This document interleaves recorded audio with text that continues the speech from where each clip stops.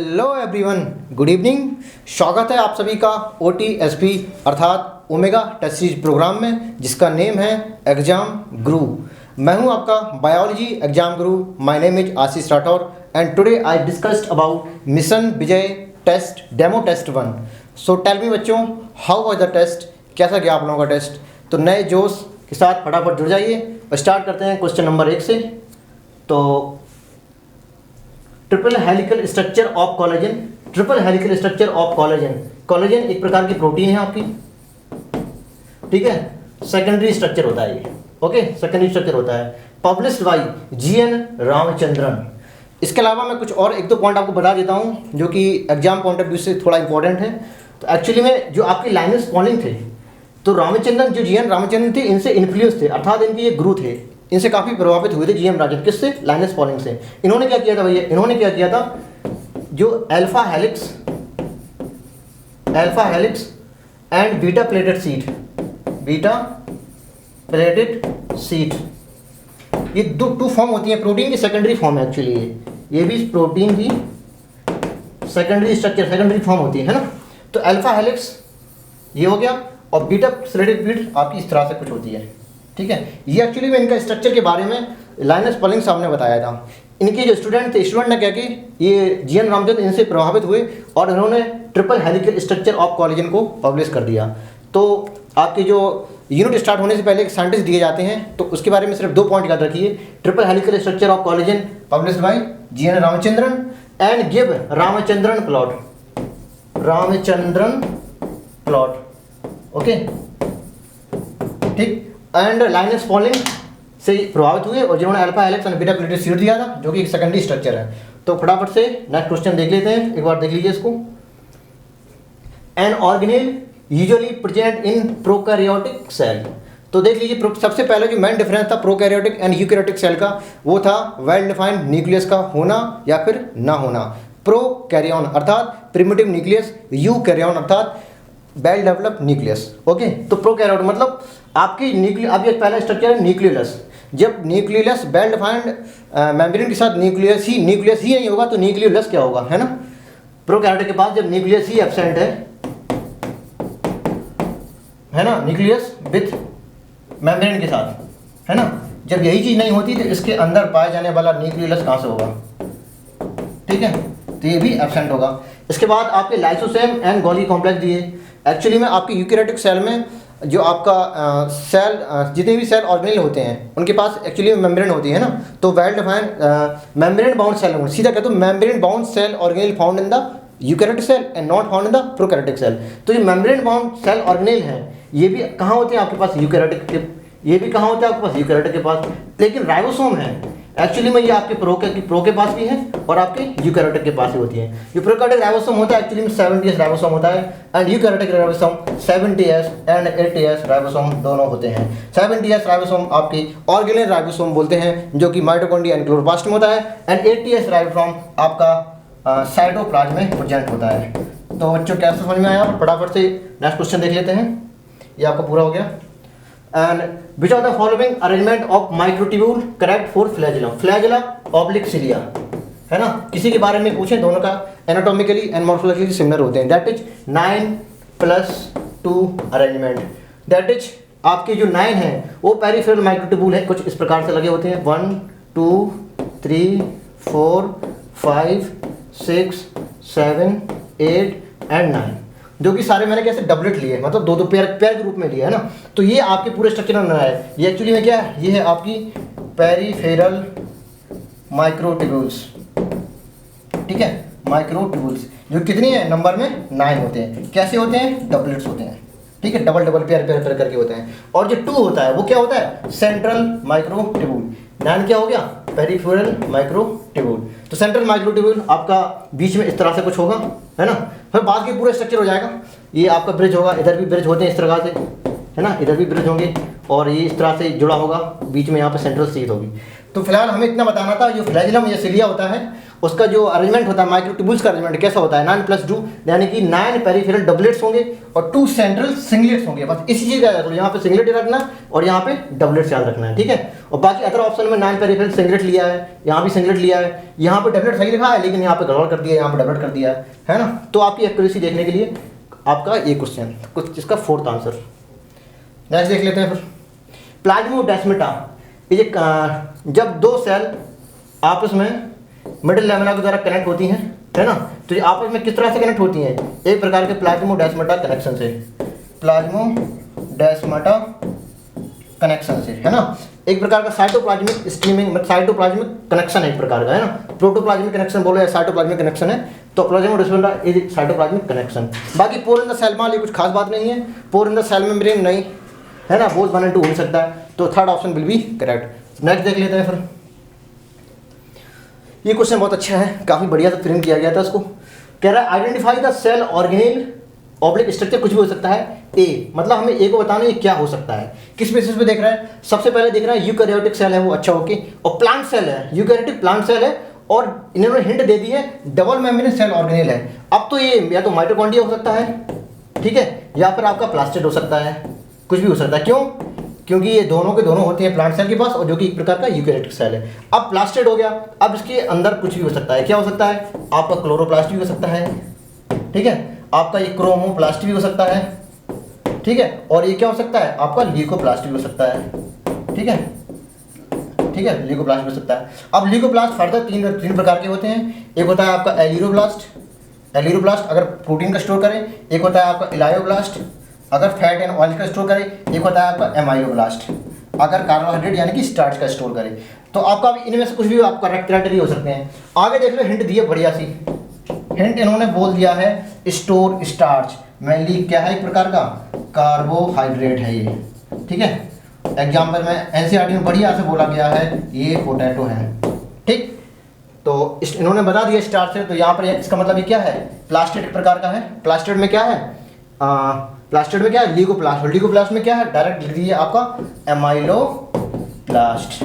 The answer will be amyloplast, यानी कि आपका ऑप्शन आएगा कौन सा, 3rd option will be correct. देख लीजिए फटाफट से, आगे बढ़ते हैं फिर। अगर मान लो इसी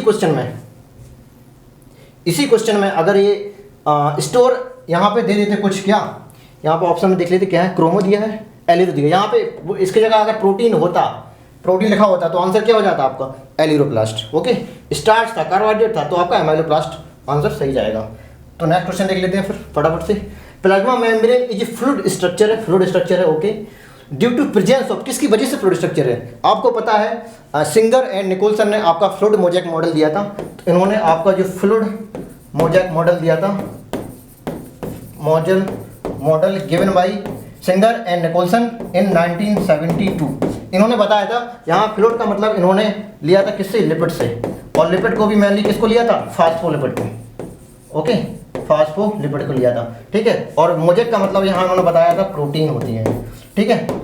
बोला था फास्फोलिपिड प्रेजेंट होते हैं बाई लेयर फॉर्म में, जिसमें polar head towards outer side and non polar head towards inner side पाए जाते हैं, जिसमें से प्रोटीन 2 फॉर्म में हो सकती हैं, ऊपर सरफेस हो सकती है, एक्सटेंसिक या पेरिफेरल प्रोटीन बोलते हैं, और जो कि टोटली वेरिड या पार्शली वेरिड हो सकती हैं, जिसे इंट्रिंसिक या इंटीग्रल प्रोटीन बोलते हैं। फिलहाल ये हमारी इस पर बात नहीं है, इन्होंने सिर्फ इतना बताया था कि फ्लूइड स्ट्रक्चर है, फ्लूइडिटी है, एक प्रकार की फ्लूइडिटी है, किसकी वजह से आती है, फ्लूइडिटी है इस प्रकार किसकी वजह से आती है, तो किसकी वजह से आती है, फास्फोलिपिड यानी कि लिपिड की वजह से। सिंपल सा आंसर था, इसमें प्रोटीन भी कोई दूसरा ऑप्शन होता तो क्वेश्चन अच्छा बन सकता था, लेकिन बहुत ही आसान क्वेश्चन है ये। तो बड़ा क्वेश्चन देख लेते हैं। How many cell organelle oblique structure. अब आगे के 3 सवालों में आप लोगों की खोपड़ी घूमने वाली है, क्योंकि क्वेश्चन को बहुत अच्छी से मॉडिफाई किया गया है, ये वही बच्चे कर सकते हैं जिनका कॉन्सेप्ट एकदम तगड़ा होगा, ठीक है। तो देख लेते हैं, how many cell organelle oblique structures is oblique are found only in prokaryotic cell. तो इन दिए गए सेल ऑर्गेनेल या फिर स्ट्रक्चर में हमें ये बताना है कि कितने प्रोकैरियोटिक सेल के पास होते हैं, ठीक है। तो पहले हम सीधा मोटा मोटा देख लेते हैं कौन प्रोकैरियोटिक है और कौन यूकैरियोटिक सेल है। तो PRONEU लिखते जा रहे हैं हम। फ्लैजिला आपके पास, ठीक है, प्रोकैरियोटिक पास के होता है, ठीक है, प्रोकैरियोटिक सेल के पास होता है, और ये एक्चुअली में फ्लैजिला यूकैरियोटिक सेल के पास भी होता है, दोनों के पास होता है। फिम्बरी आपके पास प्रोकैरियोटिक सेल के पास भी होता है, यू के पास नहीं होता है ना, प्रो के पास। एटीएस राइबोसोम ओनली यू के पास है। प्लाज्मिड आपका ओनली प्रो के पास है, ठीक है। माइटोकॉन्ड्रिया यूकैरियोटिक सेल के पास है। मेसोसोम प्रोकैरियोटिक सेल के पास है। एंड क्रोमैटोफोर प्रोकैरियोटिक सेल के पास है। क्वेश्चन अगर ये होता कि अगर यहाँ पे ओनली ना लगा होता, सिर्फ प्रोकैरियोटिक सेल होता, तो आंसर होता आपका यहाँ पे प्लाज्मिड हो जाता आंसर, मेसोसोम आंसर हो जाता, एंड क्रोमैटोफोर हो जाता, एंड फ्लैजिला भी आंसर हो जाता। क्यों? प्रोकैरियोटिक सेल में होता है। लेकिन उन्होंने ओनली लगा दिया, यानी कि आपको फ्लैजिला को गिनती में नहीं करेंगे। क्यों? यूकैरियोटिक के पास भी होता है। तो 1, 2 एंड 3, तो 3 आंसर विल बी करेक्ट, है ना। Second option will be correct. और भी कोई है क्या? माइटोकॉन्ड्रिया, राइबोसोम, एटीएस, अच्छा हाँ फिमरी भूल ही गया मैं, फिमरी भी है, ठीक है। तो 1, 2, 3, 4, तो fourth option will be correct, है ना। यानी कि first option will be correct, यानी कि 4 आंसर आएगा आपको, 4 ऐसे हैं। अगर क्वेश्चन और अच्छा बनता है, इसमें कोई 5 ऑप्शन भी होता है ना, और सिर्फ ये होता है ओनली और ओनली में थोड़ा कंफ्यूज होता, तो आपका 5 आंसर होगा। मतलब कोई ऑप्शन अगर हम 5 बनाते हैं यहाँ पे ऐसे करके, तो आंसर 5 हो जाता। और अगर यहाँ पे ओनली ना लगा हो तो, ठीक है। तो फिलहाल हटाइए, 4 ही ऐसे स्ट्रक्चर हैं, fimbria, chromatophore, plasmid and mesosome, जो कि सिर्फ और सिर्फ प्रोकैरियोटिक सेल के पास होते हैं, यू के पास नहीं होते हैं। लेकिन फ्लैजिला ऐसी चीज़ है जो कि आपके प्रो के पास भी है और यूकैरियोटिक के पास, दोनों के पास होते हैं। प्रोकैरियोटिक फ्लैजिला एक्चुअली में 1+0 होता है, और यूकैरियोटिक फ्लैजिला आपके 9+2 प्रकार का होता है, ठीक है। ये चीज़ एनसीईआरटी में नहीं दी गई है, लेकिन 9+2 अरेंजमेंट आपका दिया गया एनसीईआरटी में। फिलहाल नेक्स्ट क्वेश्चन देख लेते हैं। तो how many cell organelle object structure, फिर से क्वेश्चन नया सा आता है, लिखा है only in eukaryotic plant cell, ठीक है। Plant cell, eukaryotic plant cell. अभी प्रो की बात कर रहे थे, अब यू की बात कर रहा हूँ, यू में भी प्लांट सेल की बात कर रहा है, देख लेते हैं। माइटोकॉन्ड्रिया यू के पास है, प्लास्टिड यूकैरियोटिक के पास है, ठीक है, ओके। अब प्लांट के बारे में बात नहीं कर रहा, ठीक है, सिर्फ यूकैरियोटिक के बारे में। वैक्यूल, हाँ ठीक है, यूकैरियोटिक के पास भी है। और ग्लाइकोकैलिक्स प्रो के पास है। नॉन सेलुलर सेल वॉल बोले तो पेप्टाइडो। अब नॉन सेलुलर कुछ भी हो सकता है, मतलब सेलुलोज ही नहीं है मतलब, लेकिन एनसीईआरटी के according non cellular cell wall bracket में लिखा था वहाँ पे पेप्टाइडोग्लाइकन, ये आपको मिलेगा बायोलॉजिकल क्लासिफिकेशन में, ठीक है। तो फिलहाल ये भी आपके प्रोकैरियोटिक को ही मान सकते हैं। आप प्रोकैरियोटिक को नहीं मान सकते क्योंकि आपकी नॉन सेलुलोजी तो काइटिन भी होता है, जो कि एक प्रकार का फंजाई यूकैरियोटिक की होती है ना। तो फिलहाल इसको हम प्रो नहीं लिखेंगे, कुछ भी नहीं लिखेंगे। लेकिन क्वेश्चन कह रहा है कि only in eukaryotic plant cell, तो माइटोकॉन्ड्रिया यूकैरियोट तो है, लेकिन प्लांट सेल के पास भी है, लेकिन कह रहा है ओनली का मतलब है एनिमल के पास ना हो, प्लांट के पास हो। तो माइटोकॉन्ड्रिया एनिमल और प्लांट दोनों के पास है, इसलिए आंसर में नहीं आएगा। प्लास्टिड और वैक्यूल, ये तो चीज़ें ऐसी हैं जो कि सिर्फ और सिर्फ प्लांट सेल के पास है ना, प्लांट सेल के पास है, एनिमल के पास नहीं है, एनिमल के पास नहीं है, ओनली प्लांट सेल के पास है। और ये आपके पास प्लांट के पास भी है और एनिमल के पास भी है, इसलिए आंसर 1 और 2, ठीक है। थर्ड ऑप्शन भी करेक्ट। देख लीजिए फटाफट से, नेक्स्ट देख लेते हैं। हाउ मेनी सोल और सेल ऑर्गेनेल ऑब्जेक्ट स्ट्रक्चर, फिर से आते हैं। कह रहा है नोट लगा दिए मैंने इस बार, और लिखा है found in the animal cell. पहले प्रो के बारे में पूछा, फिर यूकैरियोटिक प्लांट सेल के बारे में पूछा, अब यूकैरियोटिक एनिमल सेल के बारे में पूछ रहा है, लेकिन मैंने साथ में नोट भी लगा दिया। तो not found in the animal cell, ठीक है। तो माइटोकॉन्ड्रिया फाउंड होते हैं एनिमल सेल में, माइक्रोबॉडी भी एनिमल सेल में होती है, सेंट्रोसोम भी एनिमल सेल में होती है, लेकिन प्लाज्मिड आपके प्रोकैरियोटिक सेल के पास होता है, और प्लास्टिड आपका यूकैरियोटिक प्लांट सेल के पास होता है, एनिमल के पास नहीं होता है। ये यूकैरियोटिक प्लांट सेल के पास है आपका, ठीक है। तो आपका ये हो जाएगा, एक ये हो जाएगा, तो आंसर आपका जाएगा फिर से 2, यानी कि third option will be correct. Next देख लेते हैं। तो विच ऑफ द फॉलोइंग मिसमैच, मतलब इनकरेक्ट वाला देखना है। पेयर विथ रिस्पेक्ट टू, आज से लेके लास्ट तक आप जितने भी पेपर देंगे, जब भी WRT आया तो इसका मतलब होता है विथ रिस्पेक्ट टू। पहली बार पेपर था, डेमो था, इसलिए यहाँ पे मैंने मेंशन कर दिया विथ रिस्पेक्ट टू, लेकिन आगे किसी भी पेपर में आपको ये मेंशन नहीं किया जाएगा। WRT का मतलब विथ रिस्पेक्ट टू ही होता है, ठीक है। तो WRT कह रहा है प्रोकैरियोटिक सेल के रिगार्डिंग हमें बताना है। ये सेल स्ट्रक्चर कुछ दिए गए हैं और उसके फंक्शन कुछ दिए गए हैं। फ्लैजिला मोटिलिटी में हेल्प करता है, बिल्कुल सही बात है भाई, ठीक है। पिलाई मोटिलिटी में हेल्प नहीं करता है, साफ साफ लिखा है। एक्चुअली मैं एनसीईआरटी ने बोला तो नहीं गया, मुझे बोलना भी नहीं चाहिए, लेकिन फिर भी आप जान लीजिए जो फ्लाई का फॉर्मेशन होता है वो कॉन्जुगेशन में हेल्प करता है, ठीक है, कॉन्जुगेशन में हेल्प करेगा, ऑब्लिक जीन ट्रांसफर में हेल्प करेगा इन द। अब एक बात जान लीजिए, आपका ये बैक्टीरिया है, ठीक है, ये अंदर सेल मेम्ब्रेन है, सेल वॉल हो गई है, ठीक है, और यहाँ पे कुछ ग्लाइकोकैलिक्स 3 लेयर स्ट्रक्चर हो गए। अब आपकी जो सेल स्ट्रक्चर है, अगर आपकी ब्रिसल्स लाइक हैं तो इनको हमने बोल दिया क्या, फिमरी, ठीक है, इनको हमने बोल दिया फिमरी, जो कि हेल्प करेंगे किसमें, अटैचमेंट में। अगर ये सिंगल है, लॉन्ग है, तो इसको बोल दिया क्या, फ्लैजिला, ठीक है। ये वो फ्लैजिला ये किस में हेल्प करेगा, मोटिलिटी में हेल्प करेगा, ठीक है, मोटिलिटी में हेल्प करेगा, ठीक है। अगर ये ट्यूब लाइक है, इस तरह से ट्यूब लाइक है, तो ये होता है फ्लाई, जो कि हेल्प करेगा कॉन्जुगेशन या जीन के ट्रांसफर में, ठीक है। तो ट्रांसफर ऑफ जीन है, ट्रांसफर ऑफ न्यूक्लियोटाइड है, transfer of DNA from one bacteria to another bacteria with the help of fly conjugation to fly structure. क्योंकि एनसीईआरटी ने बोला नहीं गया, लेकिन एनसीईआरटी ने ये जरूर कहा है कि आपका जो फिमरी है और पिलाई है मोटिलिटी में हेल्प नहीं करते हैं। तो किसमें करते हैं, फिमरी करता है अटैचमेंट में, एंड फ्लाई करता है जीन के ट्रांसफर अर्थात कॉन्जुगेशन में। तो सेकंड ऑप्शन इनकरेक्ट हो जाएगा, मोटिलिटी में नहीं करता है, कॉन्जुगेशन या जीन ट्रांसफर में करता है। फिमरी अटैचमेंट में करेगा और सेल वॉल का काम प्रोटेक्शन होता है, सारी दुनिया जानती है। तो नेक्स्ट देख लेते हैं फिर, cilia are longer than flagella, नहीं भैया लॉन्गर नहीं, स्मॉलर होते हैं, पहले ही पकड़ लिया मैंने। Cilia are smaller than flagella, responsible for cell movement वाली तो ठीक बात है, लेकिन यहाँ पे गड़बड़ कर दिया स्टेटमेंट में, इसलिए गलत हो गया भैया। Both prokaryotic and eukaryotic flagella are structurally similar हो ही नहीं सकते, क्योंकि आपका प्रोकैरियोटिक फ्लैजिला होता है वो 1+0 अरेंजमेंट का होता है, और यूकैरियोटिक फ्लैजिला होता है वो 9+2 अरेंजमेंट का होता है। ये आपका ट्यूबुलिन प्रोटीन एंटाइनल प्रोटीन का होता है, और ये फ्लैजिलिन प्रोटीन का बना होता है। लिखने की जरूरत नहीं है, बस सुन लो, क्योंकि एनसीईआरटी में नहीं बोला गया प्रोटीन के बारे में, बस सुन लो। मैं इसलिए बता रहा हूँ क्योंकि इन चीज़ों में स्ट्रक्चरली डिफरेंट होता है ना, दोनों के अलग फ्लैजिला होते हैं, पैटर्न ऑफ मूवमेंट को लेके भी अलग होता है, नंबर साइज को लेके भी डिफरेंस होता है, काफ़ी सारे डिफरेंसेस होते हैं। तो आप ये नहीं कह सकते कि दोनों सेम होते हैं, इसलिए both statement are incorrect. Fourth option will be correct. The next question, bacteria flagella is compose of filamentous hook and basal body all of these. देख लेते हैं, ये आपकी सेल वॉल है, ये आपकी सेल वॉल बना दी मैंने, ये आपकी सेल वॉल है, ठीक है। अंदर एक सेल मेम्ब्रेन होगी ऐसे ऐसे ऐसे ऐसे करके, ठीक है, ये सेल मेम्ब्रेन बना दी मैंने, और बाहर एक ग्लाइकोकैलेक्स की लेयर भी होगी, ठीक है, बना दी मैंने इसे करके। बना नहीं रहे, हमें सेल वॉल का काम है बस। अब सेल वॉल का इसलिए काम है क्योंकि यहाँ पे इस तरह से मैंने ये देखो क्या बना दिया ये, ठीक है, और ये देखो मैंने क्या बना दिया ये, और ये देखो मैंने क्या बना दिया। ये एक्चुअली में क्या है, इसको मैंने बोल दिया बेसल बॉडी। ये बेसल बॉडी ये किसकी है, एक्चुअली बेसल बॉडी किसकी है, ये हो गया आपका फिलामेंट, ये आपका हो गया फिलामेंट, एंड ये हो गया आपका हुक, ठीक है। तो filament, hook and basal body तीनों मिला के पूरा एक स्ट्रक्चर जो बना है ऐसे करके, ये है आपका फ्लैजिला एक्चुअली में। और ये सेल वॉल यहाँ पे इस तरह से निकली होती है, और पूरे ऐसे करके होगी यहाँ पे, ठीक है। तो एक्चुअली में filament, hook and basal body है ना, सिंगल है यहाँ पे। तो इसके बाद ऑल ऑफ दीज। नेक्स्ट देख लेते हैं, फ्लूइड मोज़ेक मॉडल बाज गिवन बाय, बहुत ही आसान क्वेश्चन है, सिंगर एंड निकोलसन। जैसे ही देखा लोगों ने 1972 का, अरे सही है ये, और आगे बढ़ा, अरे सेल वॉल में चले गए भैया, सेल वॉल नहीं, Singer and Nicolson 1972 regarding cell membrane. Third option will be correct. ये क्वेश्चन सिर्फ आपका सिली मिस्टेक कराने के लिए था, इसीलिए डाला गया था, बाकी सबको पता है। Third option will be correct, cell wall नहीं सेल मेम्ब्रेन है ना, रिगार्डिंग सेल मेम्ब्रेन बताया था। नेक्स्ट देख लेते हैं फटाफट से, consider the following statement, inclusion body are prokaryotic cell bounded by single membrane, नहीं नॉन मेम्ब्रेन होती है, ठीक है।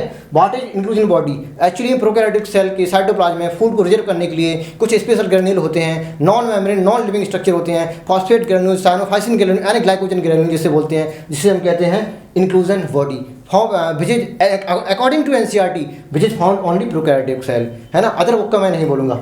तो आप इतने जानिए, इंक्लूजन बॉडी सिर्फ प्रोकैरियोटिक सेल में होते हैं, जो कि नॉन मेम्ब्रेनस और नॉन लिविंग स्ट्रक्चर होते हैं फूड को स्टोर करने के लिए। तो आपका ये गलत हो गया, क्यों, सिंगल मेम्ब्रेन बता रहे हैं। और phosphate granule, cyanophycin granule and glycogen granule, जो कि आपके एनसीईआरटी के अकॉर्डिंग 3 ही दिए गए हैं।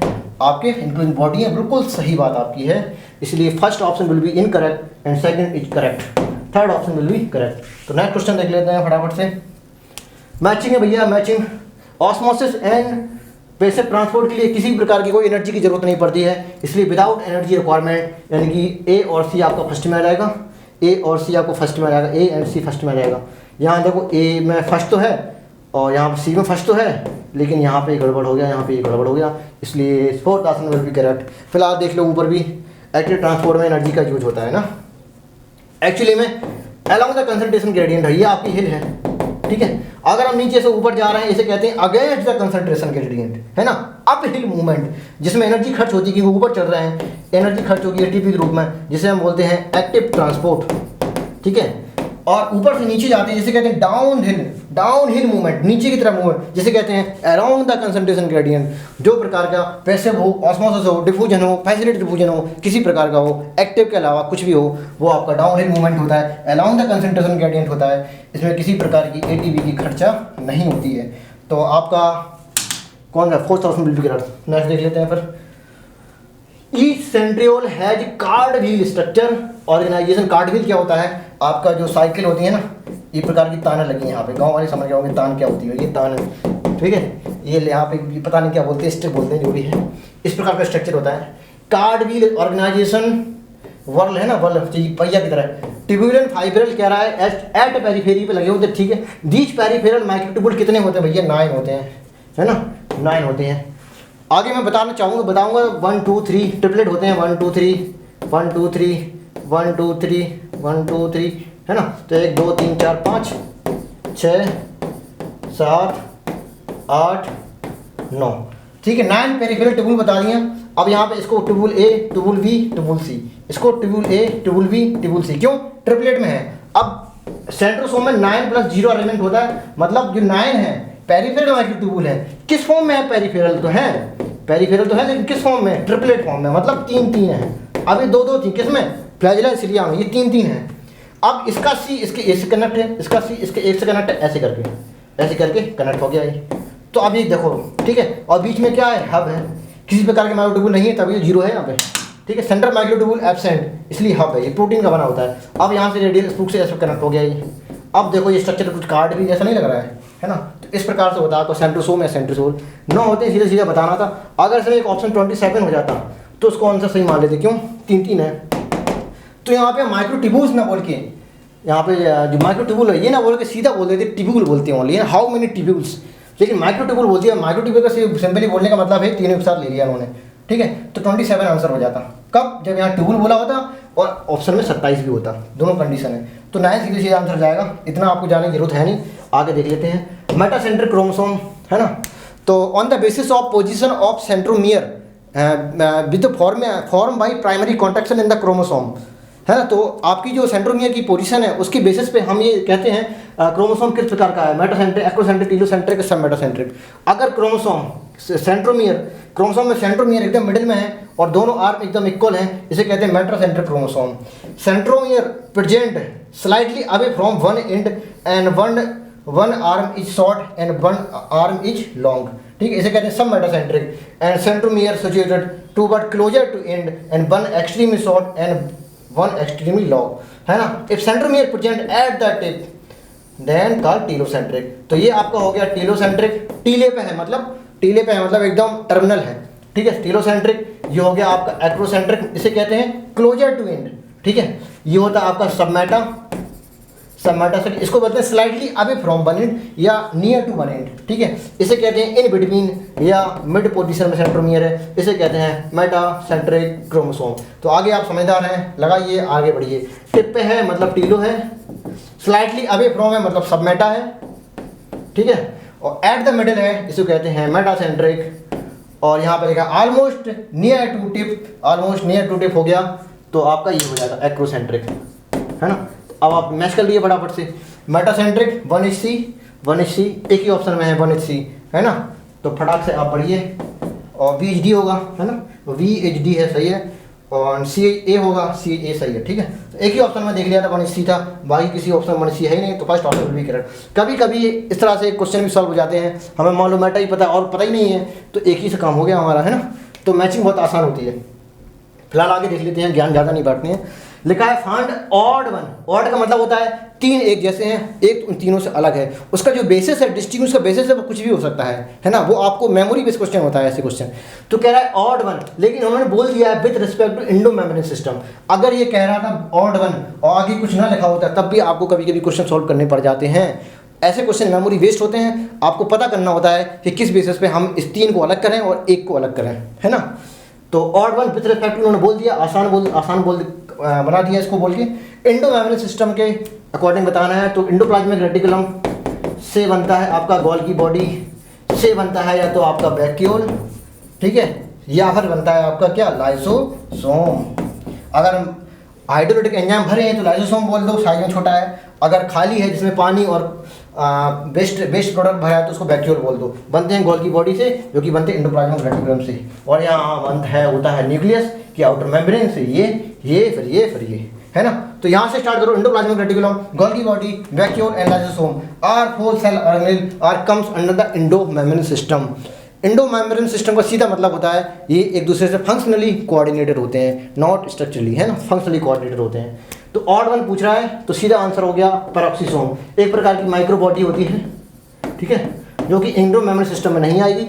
ER Golgi complex and vacuole और प्लस लाइसोसोम, ये चारों आपके क्या हो जाएंगे इंडो मेम्ब्रेन सिस्टम में। तो second option will be correct. आगे देख लेते हैं डायमीटर ऑफ गोल्गी अच्छा गोल्गी बॉडी की जो सिस्टर्नी पार्ट है उसके डायमीटर सीधा लर्न करना है। इसमें 0.5 से 1 माइक्रोमीटर होता है, इसमें कुछ समझाने वाला है नहीं।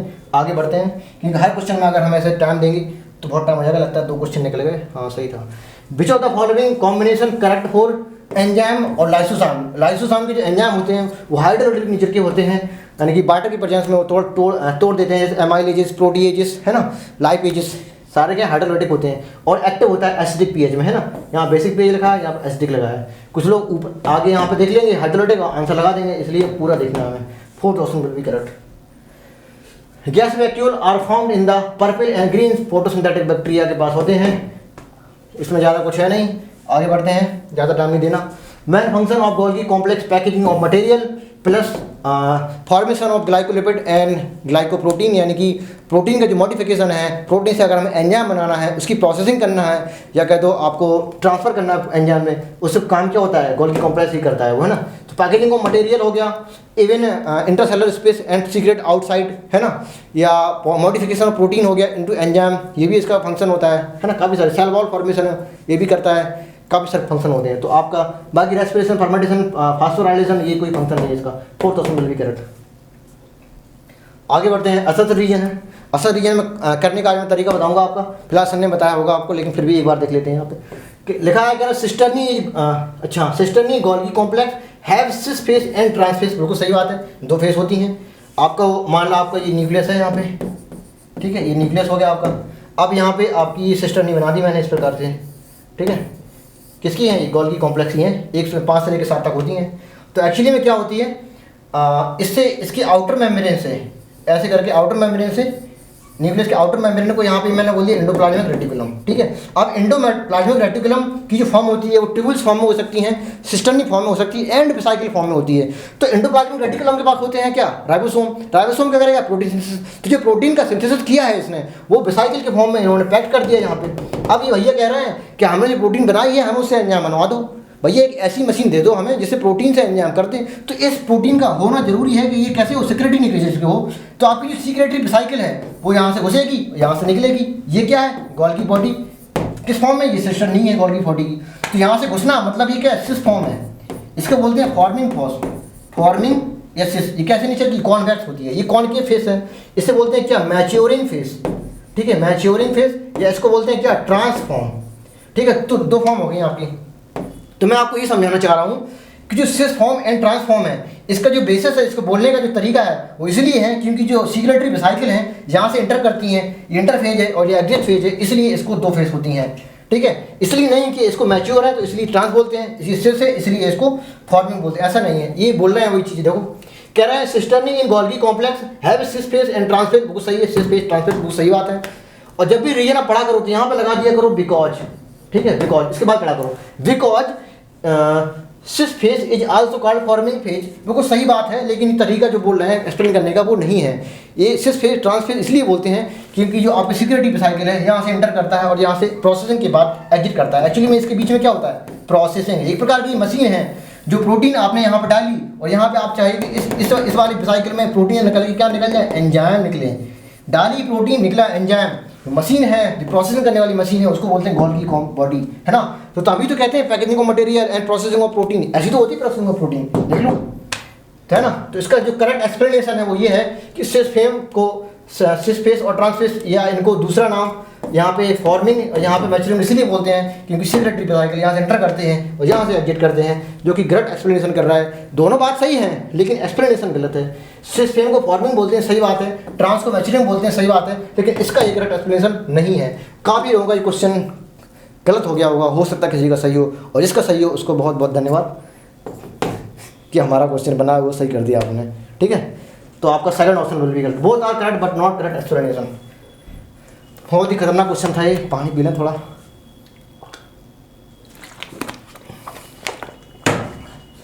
सेल ऑर्गेनिल रिच हाइड्रोलाइसिस, अभी बताया था लाइसोसोम, बहुत आसान है वो, फ्रैक्शन ऑफ सेकंड में होने वाला क्वेश्चन था ये।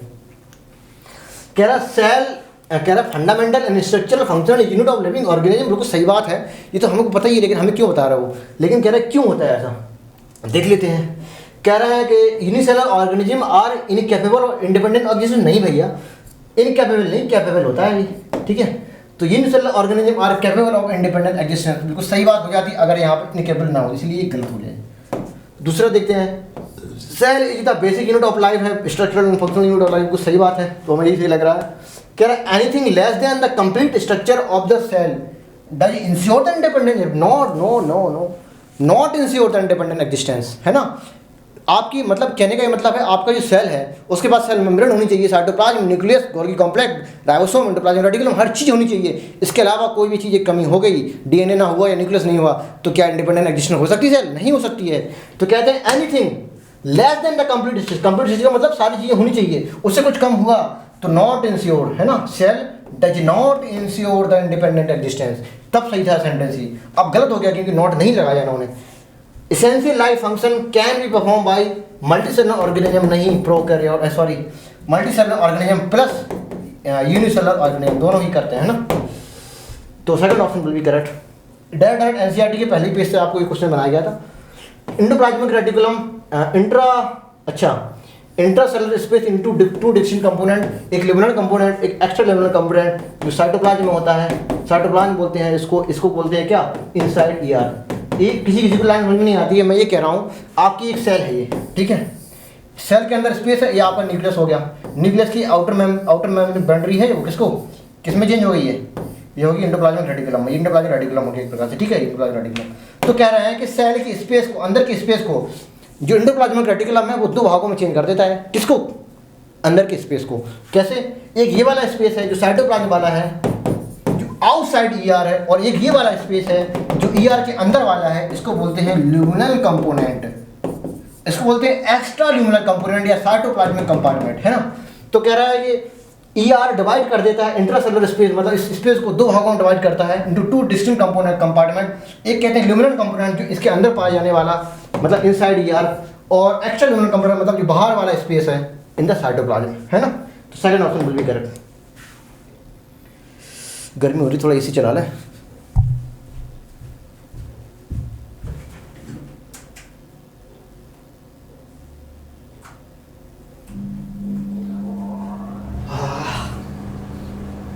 चलिए मैं फटाफट से क्वेश्चन देख लेते हैं। इन प्लांट द टोनोप्लास्ट, अच्छा टोनोप्लास्ट क्या भैया, एक्चुअली में ये मेम्ब्रेन होती है किसकी, वैक्यूल की, है ना, वैक्यूल की मेम्ब्रेन होती है ये। टोनोप्लास्ट कह रहे हैं facilitate the transport of number of ions, काफ़ी सारे मटेरियल कैसे अगेंस्ट द कंसंट्रेशन ग्रेडियंट, है ना। कहने का ये मतलब इस सेल है, सेल के अंदर बाल 90% वैक्यूल फैला है, इसके अंदर आप जो भी सेल की चीज़ के मतलब सेल के यूज का नहीं होता वो इसी में फेंक दिया जाता है ना। यहाँ पे इतना ज़्यादा कूड़ा करकट फेंक दिया जाता है, इसलिए इसे कहते हैं क्या, डस्टबिन ऑफ द सेल, है ना। तो वैक्यूल को हम क्या बोल देते हैं, कभी कभी वैक्यूल को बोल देते हैं डस्टबिन, है ना, डस्टबिन ऑफ द सेल बोल देते हैं। क्यों, जो भी सब यहाँ पे फेंकते जा रहा हो, तो इसका जो कंसंट्रेशन है वो कैसी हो जाएगी, हाइपरटोनिक हो जाती है इस सेल की रिगार्डिंग, मतलब गाढ़ी हो जाती है। तो जब भी कोई यहाँ पर ट्रांसफ़र करना होता है क्या, आयंस को, तो कैसे ट्रांसफ़र करेंगे, लो कंसंट्रेशन हाई कंसंट्रेशन तरफ करना पड़ेगा, इसे कहते हैं against the concentration gradient into the vacuole with the help of energy use against the concentration gradient into contractile vacuole. Contractile नहीं बोलना चाहिए था इनको, against the concentration gradient into the vacuole वाला सही है ना। फर्स्ट क्वेश्चन की तरफ ये देख लेते हैं भैया, ये क्या है, ये आपकी टिपिकल यूकैरियोटिक सेल लग रही है हमको, ठीक। ये आपका मुझे टिपिकल बैक्टीरिया सेल लग रही है आपको, ये मुझे लग रहा है PPLO, ठीक है, और ये मुझे लग रहा है वायरस, ठीक है, ये वायरस लग रहा है। अब देख लेते हैं भैया क्या क्या बोलना है। कह रहा है बी बैक्टीरिया है क्या? बी बैक्टीरिया, बहुत ही उम्दा प्रदर्शन भैया, सही है एकदम से। सी वायरस है क्या? नहीं भैया, PPLO है, गलत बात भाई। ए टिपिकल यूकेरियोटिक सेल है क्या भैया? बहुत ही शानदार भाई, और कुछ है ही नहीं, तो सेकंड ऑप्शन पर भी करेक्ट है ना। कह रहा है बी बैक्टीरिया है क्या? हाँ बी बैक्टीरिया है। सी टिपिकल यूकेरियोटिक सेल है क्या? नहीं, सी PPLO, ये भी गलत हो गया यहाँ से। यहाँ देख लेते हैं, बी टिपिकल यूकेरियोटिक सेल है क्या? नहीं, बैक्टीरिया है। क्या डी वायरस है क्या? हाँ डी वायरस तो है, लेकिन यहाँ से गलत हो गया, इसलिए सेकंड ऑप्शन भी करेक्ट। नेक्स्ट देख लेते हैं भैया, आप थोड़ा स्पीड बढ़ाते हैं। प्रोकैरियोटिक सेल जनरली स्मॉलर होती है एंड मल्टीप्लाई करती है कैसी? फास्टर। फास्टर बोले तो एक ह्यूमन सेल को डिवाइड करने के लिए 24 आवर्स लगते हैं। इंटरफेज एंड जीवन जीन मतलब पूरी इंटरफेज मिला के और एम फेज मिला के, ठीक है, पूरी, यानी कि 24 घंटे लग रहा है किसको? ह्यूमन सेल को। वही ईस्ट सेल को लगभग 90 मिनट्स लगते हैं, और वही बैक्टीरिया सेल को ओनली 20 मिनट्स लगते हैं। मोटा मोटा बोलो 18 मिनट लगते हैं, CRD ने बोला, ठीक है, 18 मिनट लगते हैं, ठीक। तो बहुत ही फास्ट डिवाइड कर रही है, लेकिन देखा ना मैं छोटे लगे घाव करे गंभीर, किसी ने कहावत सुनी है ना? है छोटी लेकिन काम खोटे हैं, छोटे हैं पर काम खोटे हैं। स्मॉलर है लेकिन faster multiplied than the eukaryotic cell, smaller and faster, smaller and faster, smaller and faster. Third option will be correct. फटाफट से आगे देख लेते हैं। मैचिंग है, बहुत ही आसान है। टिपिकल यूकेरियोटिक आपकी साइज होती है, ये होती है वायरस की 0.02, ओके, PPLO 0.1, इसलिए कहते हैं स्मॉलेस्ट लिविंग ऑर्गेनिज्म PPLO को बोलते हैं। NCERT ने बोला है माइकोप्लाज्मा। कुछ लोग कहेंगे नहीं PPLO नहीं माइकोप्लाज्मा, अरे भैया PPLO ही माइकोप्लाज्मा है। माइकोप्लाज्मा एक ग्रुप होता है, ठीक है, जिसका मोटा मोटा साइज हम 0.3 माइक्रोमीटर लेते हैं। जो PPLO उसका एक एग्जाम्पल है, ठीक है, तो PPLO एग्जाम्पल है। तो आपका स्मॉलेस्ट लिविंग ऑर्गेनिज्म हो गया। टिपिकल यूकेरियोटिक सेल 10 से 20 माइक्रोमीटर की होती है। तो आंसर आप लोग मैच कर लो, हम नहीं बताएंगे आंसर ये, ठीक, मैच देख लेंगे। A typical plant cell number of vacuole is oblique are as अच्छा which is और size pushing the nucleus to the periphery। कह रहा है सेल को 90% जो वॉल्यूम है वैक्यूल के द्वारा ऑक्यूपाई हो जाता है, इसको न्यूक्लियस को पेरिफेरी की तरफ धक्का दे देता है। तो कितना होता है? सिर्फ 1 ही तो होता है, छोटी होती है, बड़ी होती है, लार्ज होती है, बहुत लार्ज होती है। कितना लार्ज? 90% वॉल्यूम ऑक्यूपाई कर लेती है ना। तो 1 होती है एंड लार्ज होती है, very large group, very large. First option will be correct. Next देख लेते हैं भैया। अरे हाँ ठीक है। Which among the following is a function of mesosome. बहुत सारे फंक्शन होते हैं, cell wall formation, DNA replication, distribution of DNA root over cell and increase the surface area toward the enzymatic content and respiration. काफ़ी सारे function है इसके ना, all of this. Next देख लेते हैं भैया। स्टेटमेंट है सेवरल राइबोसोम में अटैच टू mRNA। भैया RNA ने बेवकूफ़ बना रहे हैं उनको, है mRNA भैया यहाँ पे है, तो गलत हो गया ये, आगे पढ़ने की जरूरत नहीं है। कुल मिला के इतना बात जान लो, ये mRNA है आपकी, ठीक है, ये mRNA है, ठीक है। इसमें सेवरल राइबोसोम अटैच हो जाते हैं एक साथ, इसको हम पॉलीसोम या पॉलीराइबोसोम बोलते हैं, which is found only in prokaryotic cell, not found in the eukaryotic cell, ठीक है। ये mRNA होगा, और कह रहा है राइबोसोम पॉलीराइबोसोम, ट्रांसलेट नहीं भैया, mRNA यहाँ भी हो जाएगा, तो दोनों गलत हो गया भैया। Both statement 1 and 2 is incorrect. आगे देख लेते हैं। अमीबा में कॉन्ट्रैक्टाइल वैक्यूल होती है, किस लिए? ऑस्मोरेगुलेशन एंड एक्सक्रेशन, ओके बच्चों, third option will be correct. कितना आंसर फास्ट आ रहा है मेरा। Membrane covering of the vacuole tonoplast single membrane होती है। बहुत ही आसान सवाल। ये क्या भैया, बहुत खतरनाक दिख रहा है। ये मुझे क्लोरोप्लास्ट लग रहा है, ठीक। ये मुझे क्या लग रहा है भैया? ये आपका गॉल की बॉडी है, ठीक। ये आपका क्या, माइटोकॉन्ड्रिया है। और ये भैया anatomy of cilia oblique flagella, cilia oblique flagella, ठीक है। अब देख लेते हैं भैया। कह रहे हैं कि डिफरेंट टाइप ऑफ फिगर दे रहे हैं, अच्छा ठीक है, सेल ऑर्गेनेल दे रहा है, अच्छा। गिवन बिलो हाउ मेनी, कितने लोग ऐसे हैं क्या जिनके पास DNA भी होता है और सेंटियस राइबोसोम भी होता है? तो भैया दो चीज़ें ऐसी होती हैं, एक कौन माइटोकॉन्ड्रिया, एक कौन प्लास्टिड। अब प्लास्टिड भी कई प्रकार के होते हैं, क्लोरोप्लास्ट, क्रोमोप्लास्ट, लिकोप्लास्ट। लिकोप्लास्ट में एमाइलोप्लास्ट, एलिरोप्लास्ट, क्लायोप्लास्ट, काफ़ी प्रकार के होते हैं ना।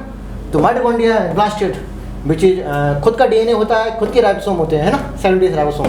तो इनके पास तो ना DNA है ना राइबोसोम है, तो एक ये स्ट्रक्चर हो गया, एक ये स्ट्रक्चर हो गया, तो दुई तो है, दुई है दुई। ठीक, आगे बढ़ते हैं। Which of the following has on DNA, फिर से वही क्वेश्चन राइट, रिपीट, माइटोकॉन्ड्रिया। और कोई है क्या? कोई नहीं है। एक बात जान लो भैया, जिसके पास खुद का डीएनए है वो सेल्फ डुप्लीकेट तो कर जाता है ना। हाँ, इसलिए कहते हैं mitochondria and plastid are self duplicating organ, या कहते हैं कभी कभी इनको सेमी ऑटोनॉमस ऑर्गन। क्यों कहते हैं? ये एनसीईआरटी के बाहर भी चीज़ है, लेकिन आप सुनना पड़ेगा। माइटोकॉन्ड्रिया एंड प्लास्टिड को सेमी ऑटोनॉमस ऑर्गन इसलिए कहते हैं क्योंकि इनके पास खुद के डीएनए के होने की वजह से ये खुद डुप्लीकेट कर जाते हैं। और नॉट ओनली डुप्लीकेट करना, ये खुद की प्रोटीन भी बना लेते हैं, ट्रांसक्रिप्शन भी कर लेते हैं। क्यों? डीएनए है इनके पास। ठीक है, बना दिया एमआरएनए। ठीक है, एमआरएनए से बना दी प्रोटीन, ये भी कर लिया। अब प्रोटीन कैसे बन जाएगी? खुद का राइबोसोम तो है ना, 70S राइबोसोम, तो बना दिया प्रोटीन। अब जो उन्होंने ट्रांसलेशन किया, जो प्रोटीन बनाई, ये प्रोटीन बनने वाली प्रोटीन कैसी होती है? Non enzymatic protein, structural protein होती है, फंक्शनल प्रोटीन नहीं होती। मतलब ये प्रोटीन को अगर ये चाहे, प्रोटीन को हम गोल्गी बॉडी जैसी मशीन में डाल के इसको एंजाइम बनवा दे तो नहीं कर पाएगी। क्यों? जो बनने वाली प्रोटीन है वो नॉन एंजाइमेटिक प्रोटीन होती है। अगर ये दोनों प्लास्टिड और माइटोकॉन्ड्रिया ये बनने वाली प्रोटीन को एंजाइमेटिक प्रोटीन बना पाती, फंक्शनल प्रोटीन बना पाती, तो उसको फुल्ली ऑटोनॉमस बोलते थे और ये खुद अपने आप में एक जी सकते, मतलब अपने अंदर किसी पर डिपेंड रखते हैं ना, सेल के अंदर। मतलब ये इसको सेल ही बोलने लगते, फिर सेल ऑर्गेनेल नहीं बोलते फिर हम, है ना। सेमी ऑटोनॉमस इसलिए बोल रहा है क्यों? ये प्रोटीन बन रही है वो नॉन एंजाइमेटिक है, बाकी सारे काम कर ले रही है, जो खुद अकेली सेल करती है। In multicellular organism 70S ribosome found in the following part in the structure. 70S ribosome कहाँ पाए जाते हैं भैया? माइटोकॉन्ड्रिया में होता है, प्लस प्लास्टिड में होता है। ठीक, आगे बढ़ते हैं। असल रीजन द क्रिस्टी डिक्रीज नहीं इंक्रीज, है ना। आपकी माइटोकॉन्ड्रिया की इनर मेम्ब्रेन है वो इस तरह से फोल्डिंग होती है कुछ, है ना। इसको हम क्या बोलते हैं? क्रिस्टा बोलते हैं ना। आउटर मेम्ब्रेन, इनर मेम्ब्रेन, ये आपका इनर कंपार्टमेंट है, ये आउटर कंपार्टमेंट है, ये इनर कंपार्टमेंट है, जिसको हम बोलते हैं मैट्रिक्स। ये इसको स्पेस बोलते हैं, peri nuclear space, peri inter space है, इंटर मेम्ब्रेन स्पेस। ठीक, तो डिक्रीज है ना, इंक्रीज करता है सर, डिक्रीज नहीं करेगा भैया, तो गलत हो गया ये। The cristae the folding of inner membrane of mitochondria, बिल्कुल सही जवाब। तो पहला गलत है, दूसरा सही है, असर्शन गलत है, रीजन ट्रू है, fourth option will be correct. आगे देख लेते हैं। इनफोल्डिंग ऑफ माइटोकॉन्ड्रिया क्रिस्टा बोलते हैं, अभी बताया, धोखा देने वाली है, रिपीट कर दिया। माइटोकॉन्ड्रिया के पास अभी देखो भाई मैंने बताया था, mitochondria semi autonomous cell organelle इसलिए कहते हैं कि उनके पास खुद का डीएनए, खुद के आरएनए एंड खुद के 70S राइबोसोम होते हैं, इसलिए प्रोटीन सिंथेसिस भी कर लेगा, ट्रांसक्रिप्शन ट्रांसलेशन भी कर लेगा। लेकिन बनने वाली प्रोटीन स्ट्रक्चरल प्रोटीन होती है, फंक्शनल प्रोटीन नहीं होती है। फंक्शनल का मतलब है एंजाइमेटिक नहीं होती, नॉन एंजाइमेटिक होती है ना। तो सेमी ऑटोनॉमस कहते हैं। मैचिंग देख लेते हैं। एंटोनी लीवर हॉग ने पहली बार बताया कि लिविंग सेल होती है, लिविंग सेल के रूप में इन्होंने लिया था बैक्टीरियल सेल को। ओके बच्चों, रॉबर्ट ब्राउन ने डिस्कवरी ऑफ न्यूक्लियस की थी 1831 में। ठीक, और स्लाइडिन साहब ने बोला था और स्वान साहब ने बोला था, क्या बोला था? All plant are composed of different kind of cell. ये तो मुझे लग रहा है स्लाइडिन का है। और स्वान ने कहा था presence of cell wall and cell membrane also is the unique of the plant cell. ठीक है, तो मतलब प्लांट सेल सेल वॉल है एंड सेल मेम्ब्रेन है, ये स्पेशली इन्होंने स्वान साहब ने ही बोला, दोनों के बारे में स्वान साहब ने कहा था। स्लाइडिन साहब ने तो सिर्फ इतनी बात कह के अलग हो गए, उन्होंने कहा था इस दुनिया में बहुत सारे पेड़ पौधे होते हैं, है ना, प्लांट होते हैं, और ये प्लांट होते हैं, इनके पास बहुत कई प्रकार की सेल होती हैं जो एक प्रकार का टिश्यू बनाते हैं। बस इतनी बात कही, और बाकी दुनियादारी सब कुछ किसने कहा? स्वान साहब ने। सेल मेम्ब्रेन के बारे में भी बताया, सेल वॉल के बारे में बताया, काफ़ी कुछ बताया।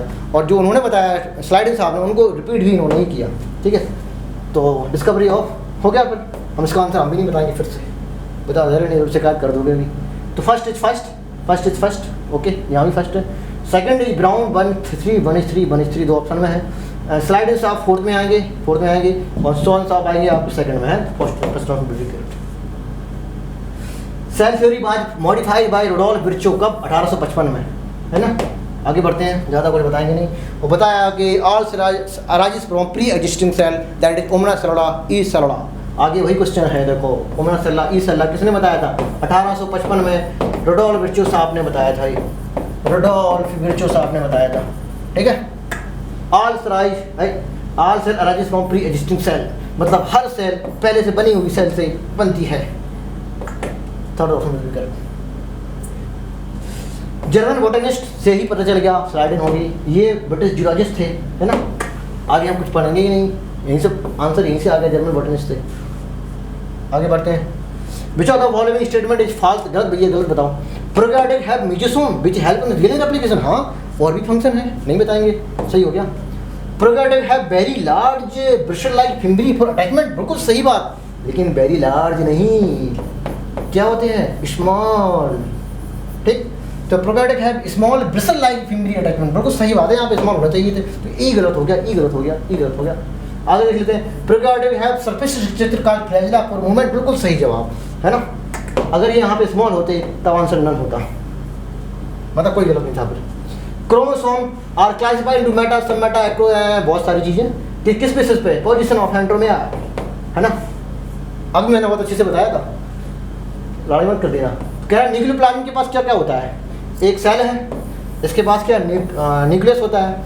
अब न्यूक्लियस के पास न्यूक्लियोप्लाज्म होगा, न्यूक्लियोप्लाज्म है ये, इसके पास क्या होती है, न्यूक्लियस प्रोटीन, सॉरी प्रोटीन क्या, न्यूक्लियस होती है। अब न्यूक्लियोप्लाज्म में क्या क्या होता है, दो चीज़ें होती हैं भैया, एक क्रोमेटिन होता है, ठीक है, क्रोमेटिन होता है, और प्लस क्या होता है, न्यूक्लियोलस होता है, न्यूक्लियोलस होता है, ठीक। अब क्रोमेटिन में क्या क्या होता है भैया, इसमें देखो 40%, एक्चुअली में क्रोमेटिन क्या है, एक प्रकार क्रोमोसोम ही तो है, क्रोमेटिन नेटवर्क बोल दो इसको, ठीक है।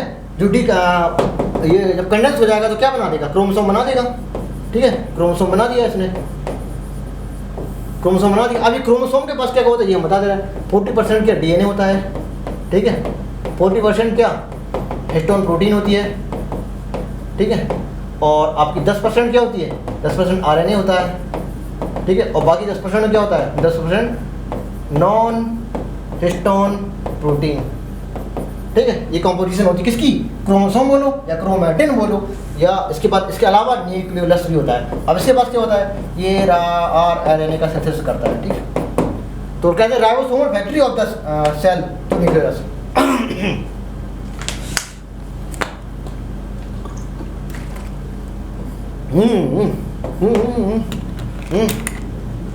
आगे ना आंसर, तो न्यूक्लियोलस, ठीक है, और इसके अंदर इतना सारा मटेरियल, ठीक है, तो क्रोमेटिन में सब कुछ आ जाएगा ये, है ना। ये क्रोमोसोम मान लो इसको तुम। हिस्टोन प्रोटीन डीएनए के अलावा और भी चीज़ें होती हैं, ये भी कुछ नहीं है, ये भी बकवास है ना। डीएनए आरएनए बोल दिया इन्होंने, ये तो आपके क्रोमेटिन के अंदर ही होते हैं। प्लस न्यूक्लियस कहाँ का है भैया, यहाँ पे न्यूक्लियस नहीं है, यहाँ भी नहीं है न्यूक्लियस, और उन्होंने तो कुछ एकदम बोलते कि तो गलती है भैया, पहली नहीं आपका। विच ऑफ द फॉलोइंग इनकरेक्ट बता रहा है किसके regarding, micro body present in the plant and animal both, है ना। ज़्यादा कुछ लिखा नहीं फिलहाल इसके बारे में। एक्चुअली में ये यूनिट मेम्ब्रेन सेल ऑर्गेनेल होते हैं, which is found in both plant and animal, है ना। These have various type of enzyme and present, बाकी पता ही है ना, माइनर रिसाइकिल होते हैं, ठीक है। माइक्रो बॉडी इसलिए बोलते हैं क्योंकि बहुत छोटे छोटे होते हैं ये, लेकिन फिर भी स्मॉलेस्ट सेल ऑर्गेनेल राइबोसोम को बोलेंगे, इनको नहीं बोलेंगे, लड़ाई हो जाएगी अभी, है ना। राइबोसोम बहुत छोटे होते हैं, बहुत ही ज़्यादा छोटे होते हैं। कितने कहते हैं, 15 नैनोमीटर से लेके 20 नैनोमीटर तक का होता है, ना। नैनोमीटर का मतलब है 10⁻⁻9 मीटर, नैनोमीटर, ठीक है। और जो साइज़ का जो एक्चुअली सेल का साइज होता है वो कितना होता है, 10 से लेके 20 माइक्रोमीटर का। माइक्रोमीटर का मतलब है 10⁻⁻6 मीटर, ठीक है। तो ये बहुत छोटा होता है।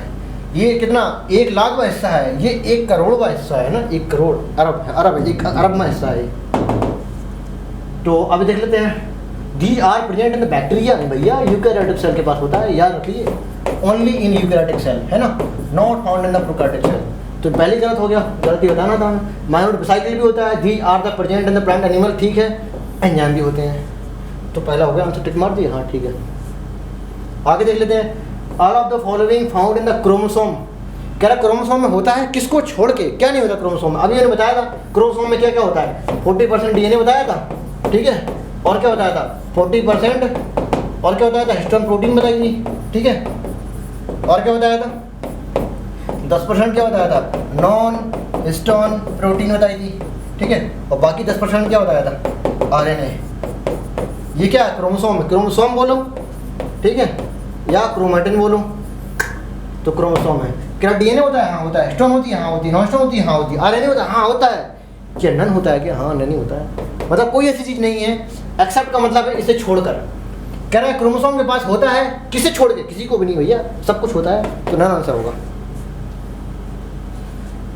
हाँ, कह रहा है कि in comparison to eukaryotic cell comparison में which are the following feature incorrectly match with prokaryotic cell. अच्छा, क्या प्रोकैरियोटिक सेल का साइज यूकैरियोटिक के कंपैरिजन में साइज छोटा होता है? बिल्कुल सही बात है।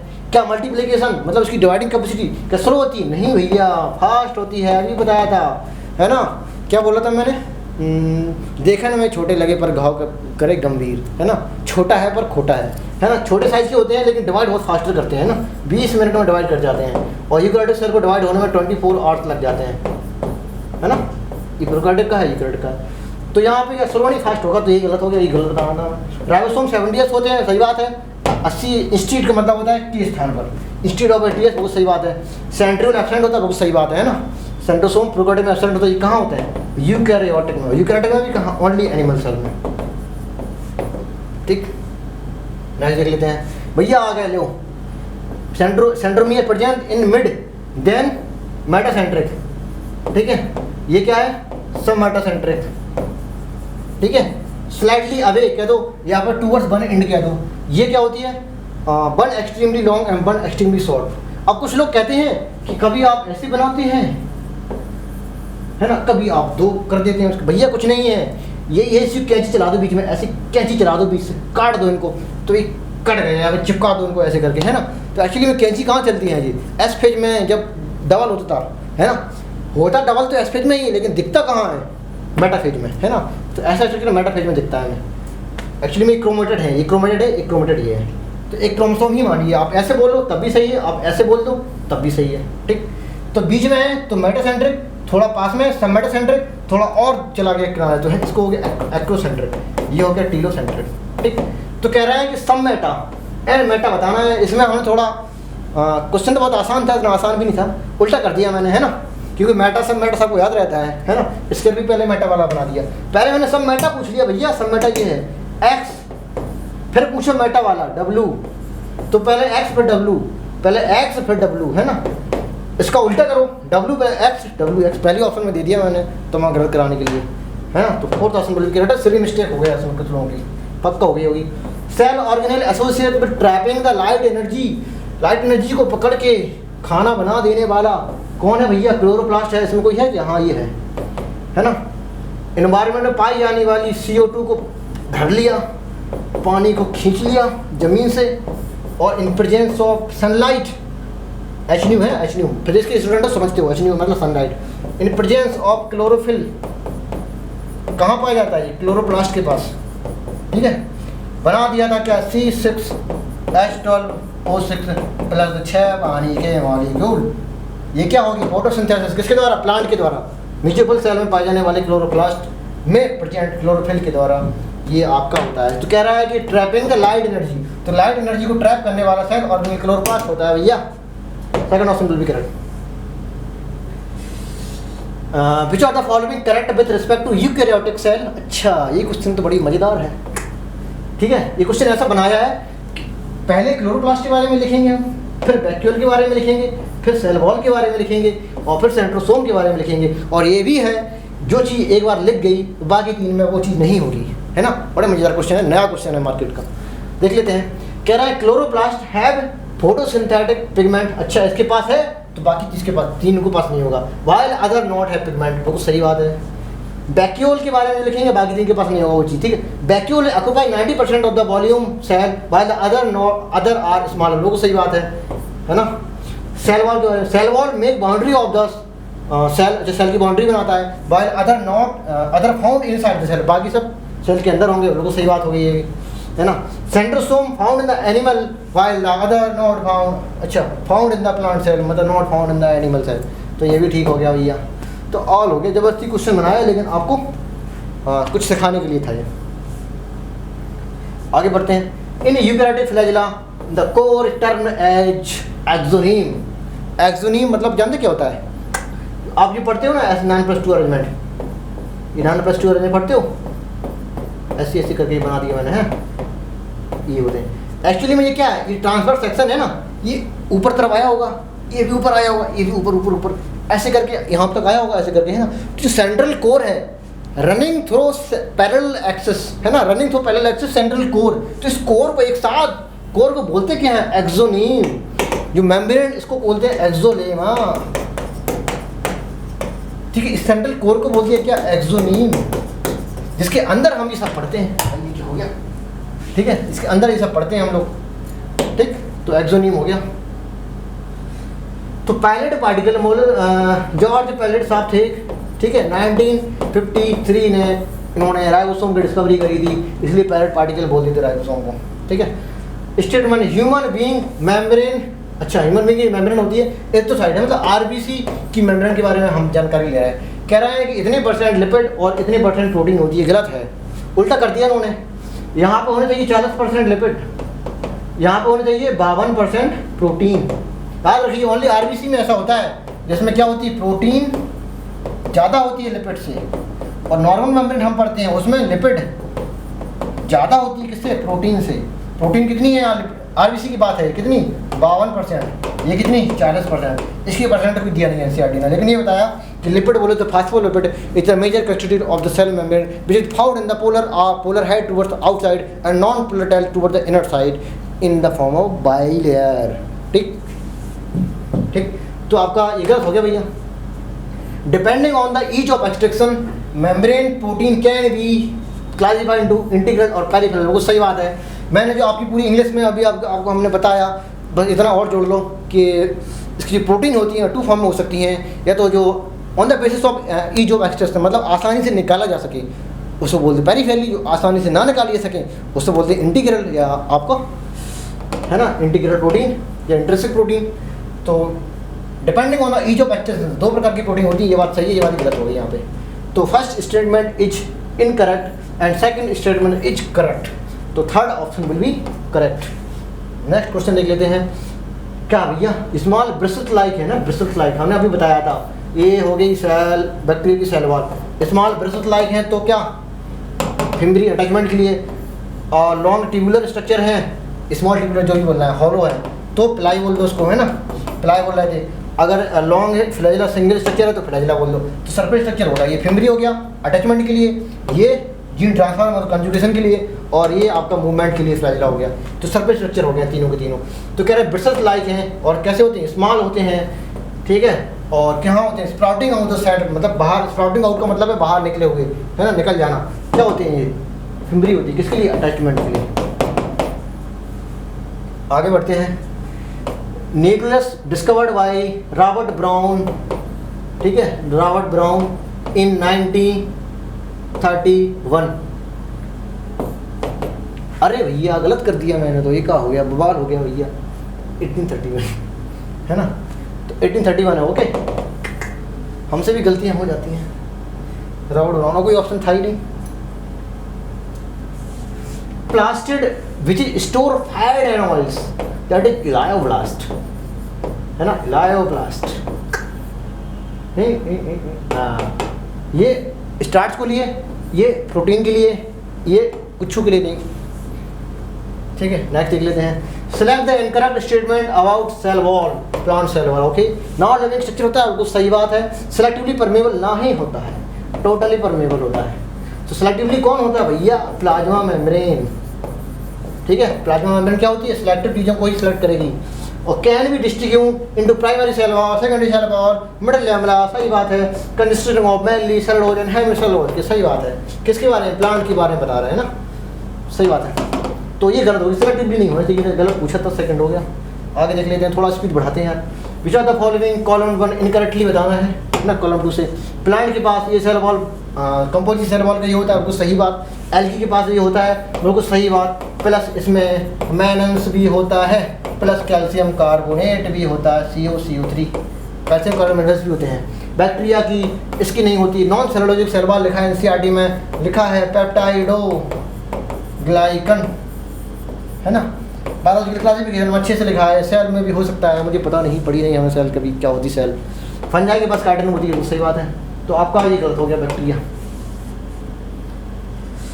राइबोसोम क्या होता है भैया, आपकी जो RNA था, ठीक है, इसमें हमने प्रोटीन मिला दी। कब मिला दी, प्रोटीन मिला दी, कब बन गो, राइबोसोम बन गो।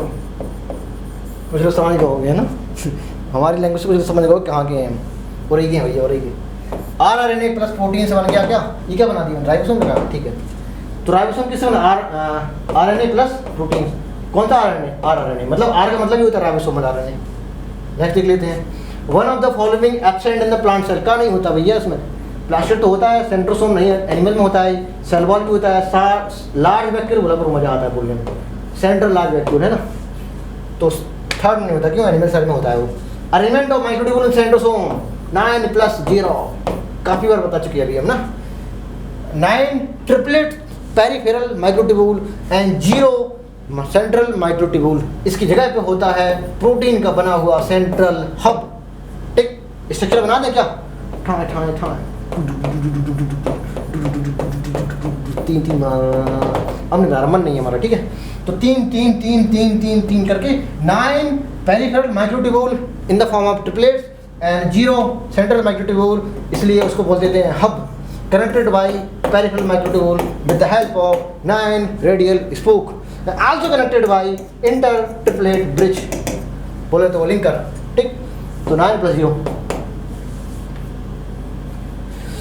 कंटेन वाटर, अच्छा एसिडिक प्रोडक्ट, अच्छा इसको देख के हमें बताना है क्या हो सकता है, ये देख लो, कह रहा है कंटेंट सेल सेफ होता है उसके पास, प्लांट सेल के पास होगी, और कह रहा है ऑक्यूपाई 90% ऑफ वॉल्यूम, यहीं से हमने पकड़ लिया क्या होगी, वैक्यूल होगी, बाउंडेड बाई सिंगल मेम्ब्रेन, दोनों प्लास्ट बोलेंगे, सही बात है, कंटेन वाटर होता है, सैप होता है, एसिडिक प्रोडक्ट होता है, और वो सारी चीज़ें होती हैं जो सेल के किसी काम की नहीं होती हैं, इसलिए बोलते हैं डस्टबिन ऑफ द सेल, है ना, dustbin of the cell. Next देख लेते हैं, save of the nerve cell हो गया ब्रांच एंड लॉन्ग, अब तुम्हें रिवीजन करा देते हैं, अगर है लॉन्ग प्लस ब्रांच, ठीक है, तो बोल दिया क्या नर्व सेल, अगर है लॉन्ग के साथ, सिर्फ हम NCERT में दी उसके बारे में बता रहे हैं, लॉन्ग एंड क्या बाई कॉन्केव, तो हो गई क्या RBC, ठीक है, दोनों लॉन्ग लॉन्ग आ रहा है, अरे भैया ये मैंने कल लिख दिया भैया, बवाल हो गया ये मैंने यहाँ पर लिखना था लॉन्ग, ये तो राउंड हो गया ना, लॉन्ग एंड नैरो, है ना, लॉन्ग एंड नैरो, तो ये होगी आपकी कॉलमनर एपिथेलियम, ठीक, अगर होगी आपकी क्या राउंड, है ना, एंड ओवल शेप, अगर आपकी होगी राउंड एंड बाई, अभी लिखा था मैंने, है ना, बाई कॉन्केव, ठीक, तो ये आपकी होगी क्या मीजोफिल, और यहाँ पे क्या हो गया RBC, और दो और बची हैं, एक होती है इलोंगेट जो क्या होती है आपके ट्रैकिड्स, और एक होती है अमीबॉइड जो कि WBC, तो 6 साइज शेप लिखे हैं आपके, है ना, मैंने सिर्फ इसलिए बताया क्योंकि लॉन्ग 2 जगह आता है, राउंड भी 2 जगह आता है, तो इसका आंसर हमने लगा दिया, क्या हम लगा दिया। आगे बढ़ते हैं, माइटोकॉन्ड्रिया डबल मेम्ब्रेन स्ट्रक्चर होता है, और लाइसोसोम आपका यूनिट मेम्ब्रेन अर्थात सिंगल मेम्ब्रेन स्ट्रक्चर होता है, और जिसके पास मेम्ब्रेन नहीं होती है वो राइबोसोम होता है, और डबल मेम्ब्रेन के साथ अगर इसमें छेद भी हों, इसका साइज होता है कितना 10 से लेके 50 नैनोमीटर का, जिसे कहते हैं न्यूक्लियोलस। एक बार रिवीजन करा देते हैं, जो नॉन मेम्ब्रेन स्ट्रक्चर होता है, नॉन मेम्ब्रेन स्ट्रक्चर बताओ कितने आप लिखें, बहुत टाइम लग जाएगा। नॉन मेम्ब्रेन स्ट्रक्चर में क्या क्या आता है, नॉन मेम्ब्रेन स्ट्रक्चर में आता है इंक्लूजन बॉडी सेंट्रोसोम, और इंक्लूजन बॉडी सेंट्रोसोम एंड यहाँ पे राइबोसोम, ठीक, और भी कुछ होता है क्या, राइबोसोम होता है, कुछ छूट रहा है, चलो छोड़ देते हैं जो छूट रहा है। और डबल मेम्ब्रेन में माइटोकॉन्ड्रिया एंड प्लास्टिड, और बाकी जितने बचे सारे कैसे यूनिट मेम्ब्रेन अर्थात एक मेम्ब्रेन के, ठीक है, तो नॉन मेम्ब्रेन याद रख लो और डबल मेम्ब्रेन याद रख लो, बाकी सब कैसे हैं सिंगल। सब unit of ribosome, prokaryotic ribosome बोले तो 70S राइबोसोम बना होता है 50S प्लस 30S का, ऐसे याद रख लो। 70S कैसा होता है, अरे भैया 70S कैसा है, ऑड नंबर है, तो दोनों यूनिट कैसी ऑड होंगी, ठीक है। और 80S राइबोसोम मिलका होता है 40S plus 60S, 40S plus 60 ribosome, even और इवन। अब कुछ लोग कहेंगे 5, 3, 80 होते हैं तो ये होना चाहिए, ऐसा नहीं होता है। जब ये सब यूनिट और ये सब यूनिट आपस में ऐसे करके जुड़ती हैं, मतलब ये कंबाइंड करती हैं, तो कुछ प्रोटीन डिजॉल्व हो जाती हैं, बर्बादी हो जाती है, इसलिए 70 ही बचते हैं। जब 40 और 60 मिलकर 100 बना रहा है, जब ये मिलेंगे कुछ प्रोटीन डिजॉल्व हो जाएंगे, इसलिए 80 ही बचता है, ठीक है। तो S stand for sedimentary coefficient which is indirectly measurement of density and size, ठीक है। तो आपका prokaryotic ribosome 30-50। The middle level of अच्छा क्या लिखा है, middle layer is a layer mainly calcium pectate की, बहुत सही बात, उम्दा प्रदर्शन। कह रहा है hold glue in different neighbouring together, है ना, आपस में सेल जुड़ी रहती हैं, चिपकी रहती हैं मिडिल लेवला के द्वारा, प्लांट सेल, बिल्कुल सही जवाब है। सेल वॉल एंड मिडिल लेवला may be transferred by plasmodesmata connection, एक दूसरे से किस प्रकार से कनेक्टेड रहती हैं, प्लाज्मोडेस्माटा कनेक्शन। क्वेश्चन हमारा 2 या तीसरा था, है ना, साइटोप्लाज्मिक इंटरकनेक्शन था। तो दोनों सही जवाब है आपका, वो स्टेटमेंट आर करेक्ट। आगे देख लेते हैं। Cell membrane is the mainly composed of protein and phospholipid and hemicellulose, नहीं किसका है भैया ये, cell membrane is mainly composed of protein and phospholipid, है ना, अटक गए थे, प्रोटीन एंड फॉस्फोलिपिड, जिससे बोलते हैं क्या, लिसाइथिन, है ना, तो lipid and protein. Which are the following are found in the both, बहुत अच्छा सवाल है ये, कह रहा है ऐसी कौन सी चीजें हैं इसमें जो प्रोकैरियोटिक एंड यूकैरियोटिक सवाल दोनों में होती हैं, है ना, ऐसे सवाल बहुत अच्छे लगते हैं हमको, ठीक। देख लेते हैं। Semi fluid matrix card cytoplasm, कह रहा है साइटोप्लाज्म जो है सेमी फ्लूइड नेचर का होता है, क्या इसके पास होता है, क्या इसके पास होता है, क्या, हाँ दोनों के पास होता है साइटोप्लाज्म। तो ये किसके पास है, प्रो प्लस यू, ओके।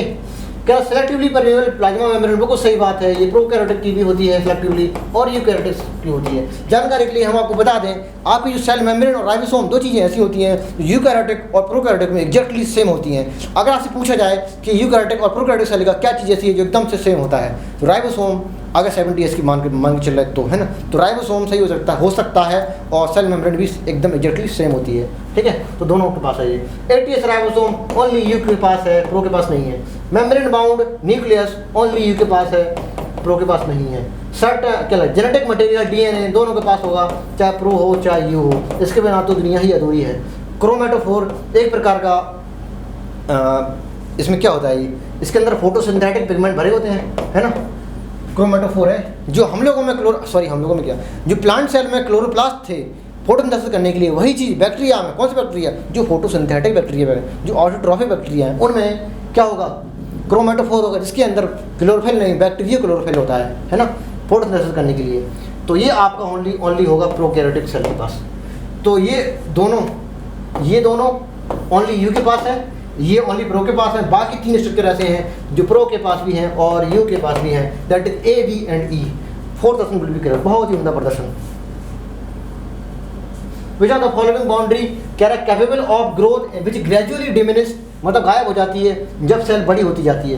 कह रहा है एक सेल है जिसके अंदर सेल वॉल है, कह रहा है कि बाउंड्री कैपेबल ऑफ ग्रोथ, जब ये ग्रोथ कर रही थी सेल तो ये सेल वॉल पाई जा रही थी। इस सेल वॉल को हम कौन सी बोलेंगे, इसको बोलेंगे प्राइमरी सेल वॉल। जब सेल का साइज बढ़ता है, फोटोसिंथेसिस होती है, तो ये एक फ्लेक्सिबल सेल वॉल होती है, फ्लेक्सिबल नेचर की होती है, जिसमें हेमोसेलुलोज का कंटेंट ज़्यादा होता है, सेलुलोज का कंटेंट थोड़ा कम होता है, इसलिए ये ग्रोथ कर सकती है। लेकिन जैसे जैसे प्लांट बड़ा हो जाता है, ये हर्बेसिस प्लांट है, हर्बेसिस प्लांट की सेल है ये, जैसे प्लांट बड़ा हो जाता है, मैच्योर हो जाता है, बूढ़ा होने लगता है, तो यही प्राइमरी सेल वॉल से सेकेंडरी सेल वॉल बन जाती है। और ये एक्चुअली मेरी स्ट्रक्चर की होती है, जिसमें सेलुलोज का कंटेंट ज़्यादा होता है और हेमिसेलुलोज का कंटेंट कम होता है। जो कंटेंट वाली बात है उसको इग्नोर मारो, क्योंकि एनसीईआरटी में नहीं है, बस समझ लो, ठीक है। तो primary cell wall change into transform to या modify into secondary cell wall, है ना, डिमिनिश हो जाती है कब, आफ्टर मैच्योरिटी। कुछ लोग लैंग्वेज में चले गए होंगे और सेकेंडरी लगा के आ गए होंगे, तो कह रहा है जो गायब हो जाती है वो क्या कहते हैं, उसको प्राइमरी कहते हैं।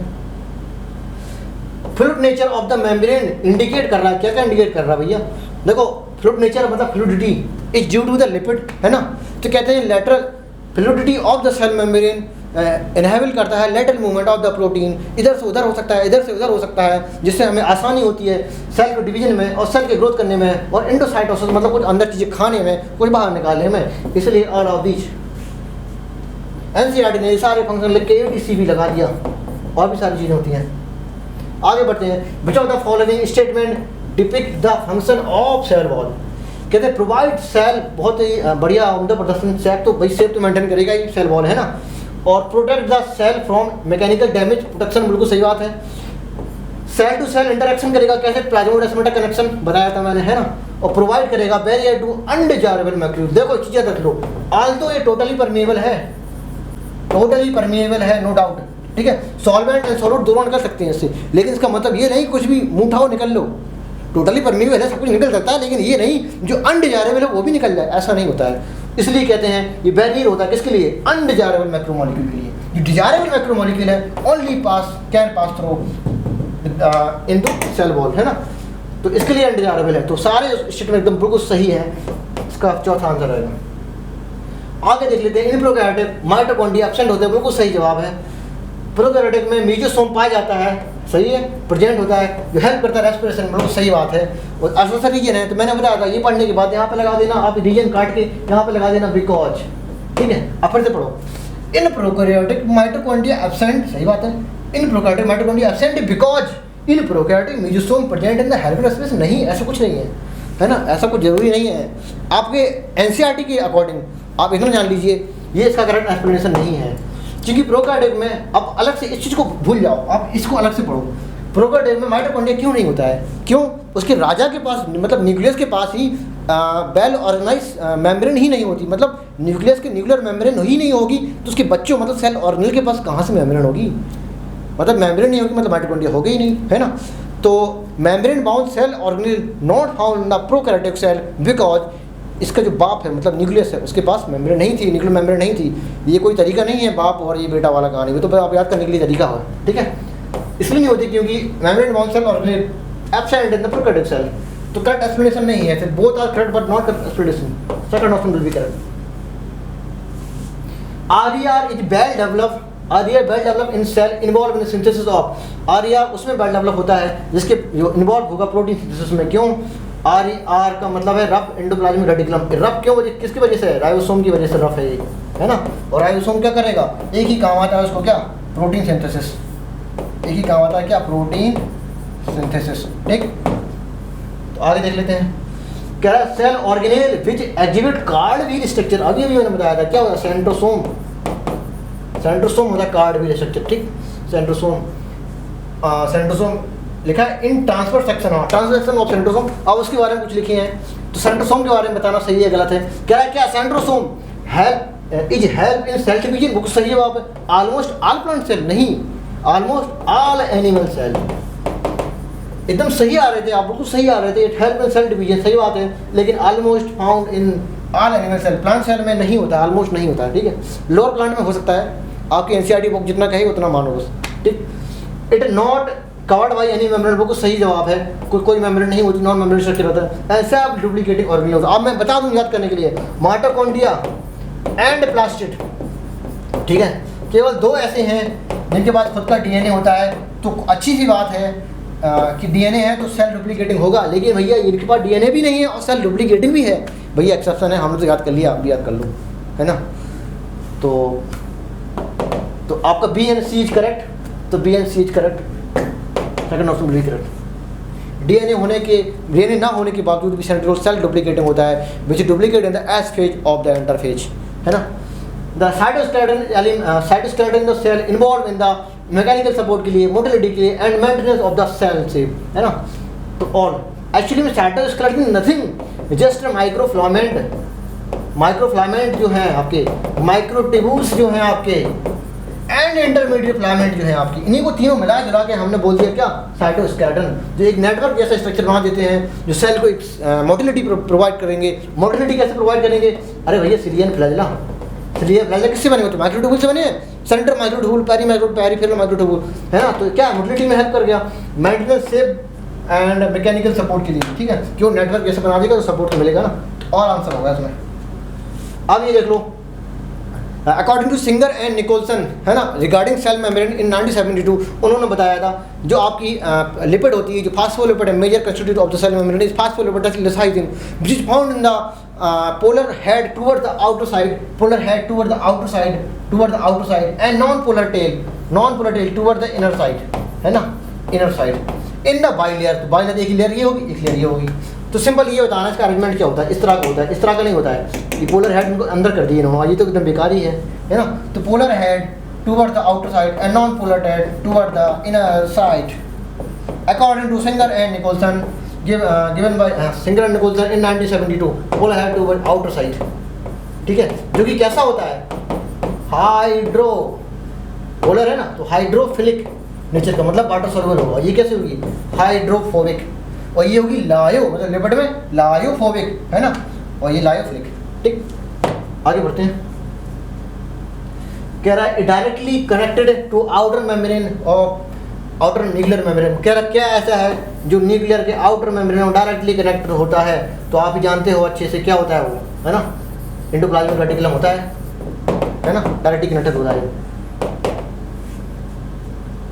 कह रहा which of the cell organelle not match main function मैं नॉच नहीं कर रहा है। कह रहा है स्मूथ मतलब SER स्टेरॉइड सिंथेसिस करेगा, बिल्कुल सही बात है, लिपिड का सिंथेसिस करेगा, सही बात है, राइबोसोम प्रोटीन सिंथेसिस करेगा, सही बात है, Golgi body degradation of glycolipid and glycoprotein, लेकिन भैया डिग्रेडेशन नहीं, फॉर्मेशन हो गया ना गलत। तो formation of glycolipid and glycoprotein is a function of Golgi body and centrosome, cell division में हेल्प करता है, तो ये गलत हो गया। क्यों? डिग्रेडेशन नहीं, फॉर्मेशन होना चाहिए। आगे बढ़ते हैं। Which of the following statement is correct regarding the Golgi apparatus।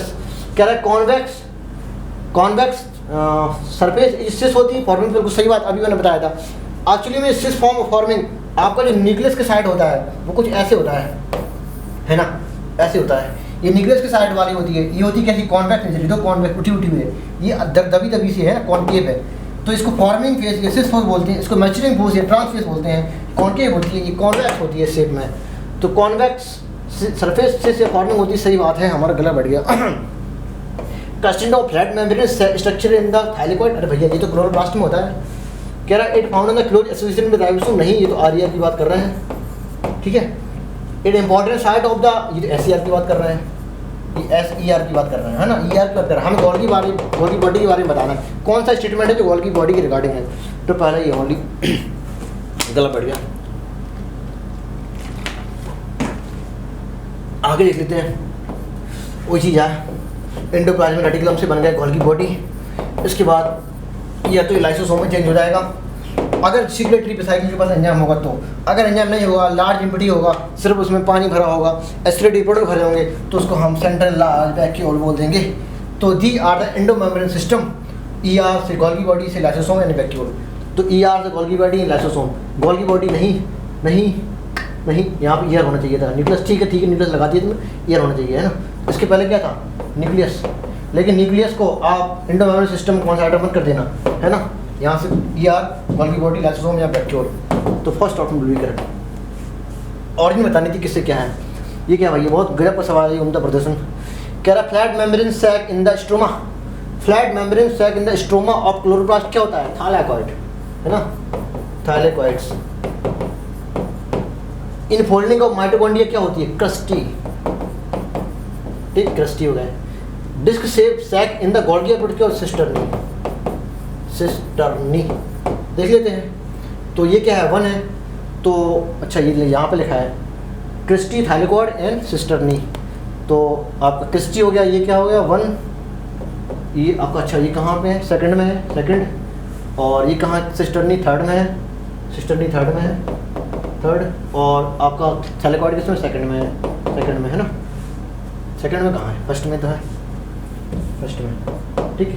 तो 213 कोई है, कोई ऑप्शन नहीं मैच कर रहा है, देख लेते हैं एक बार पेपर देख लेते हैं, कुछ गड़बड़ है भैया, इसमें कुछ गड़बड़ है, पेपर देखो अपना 185, अये भैया गलत हो गया, ये गलत हो गया भैया, स्लाइड वाले भैया ने गलत बना दिया, लगता है धोखे से गलत हो गया, और कोई बात नहीं।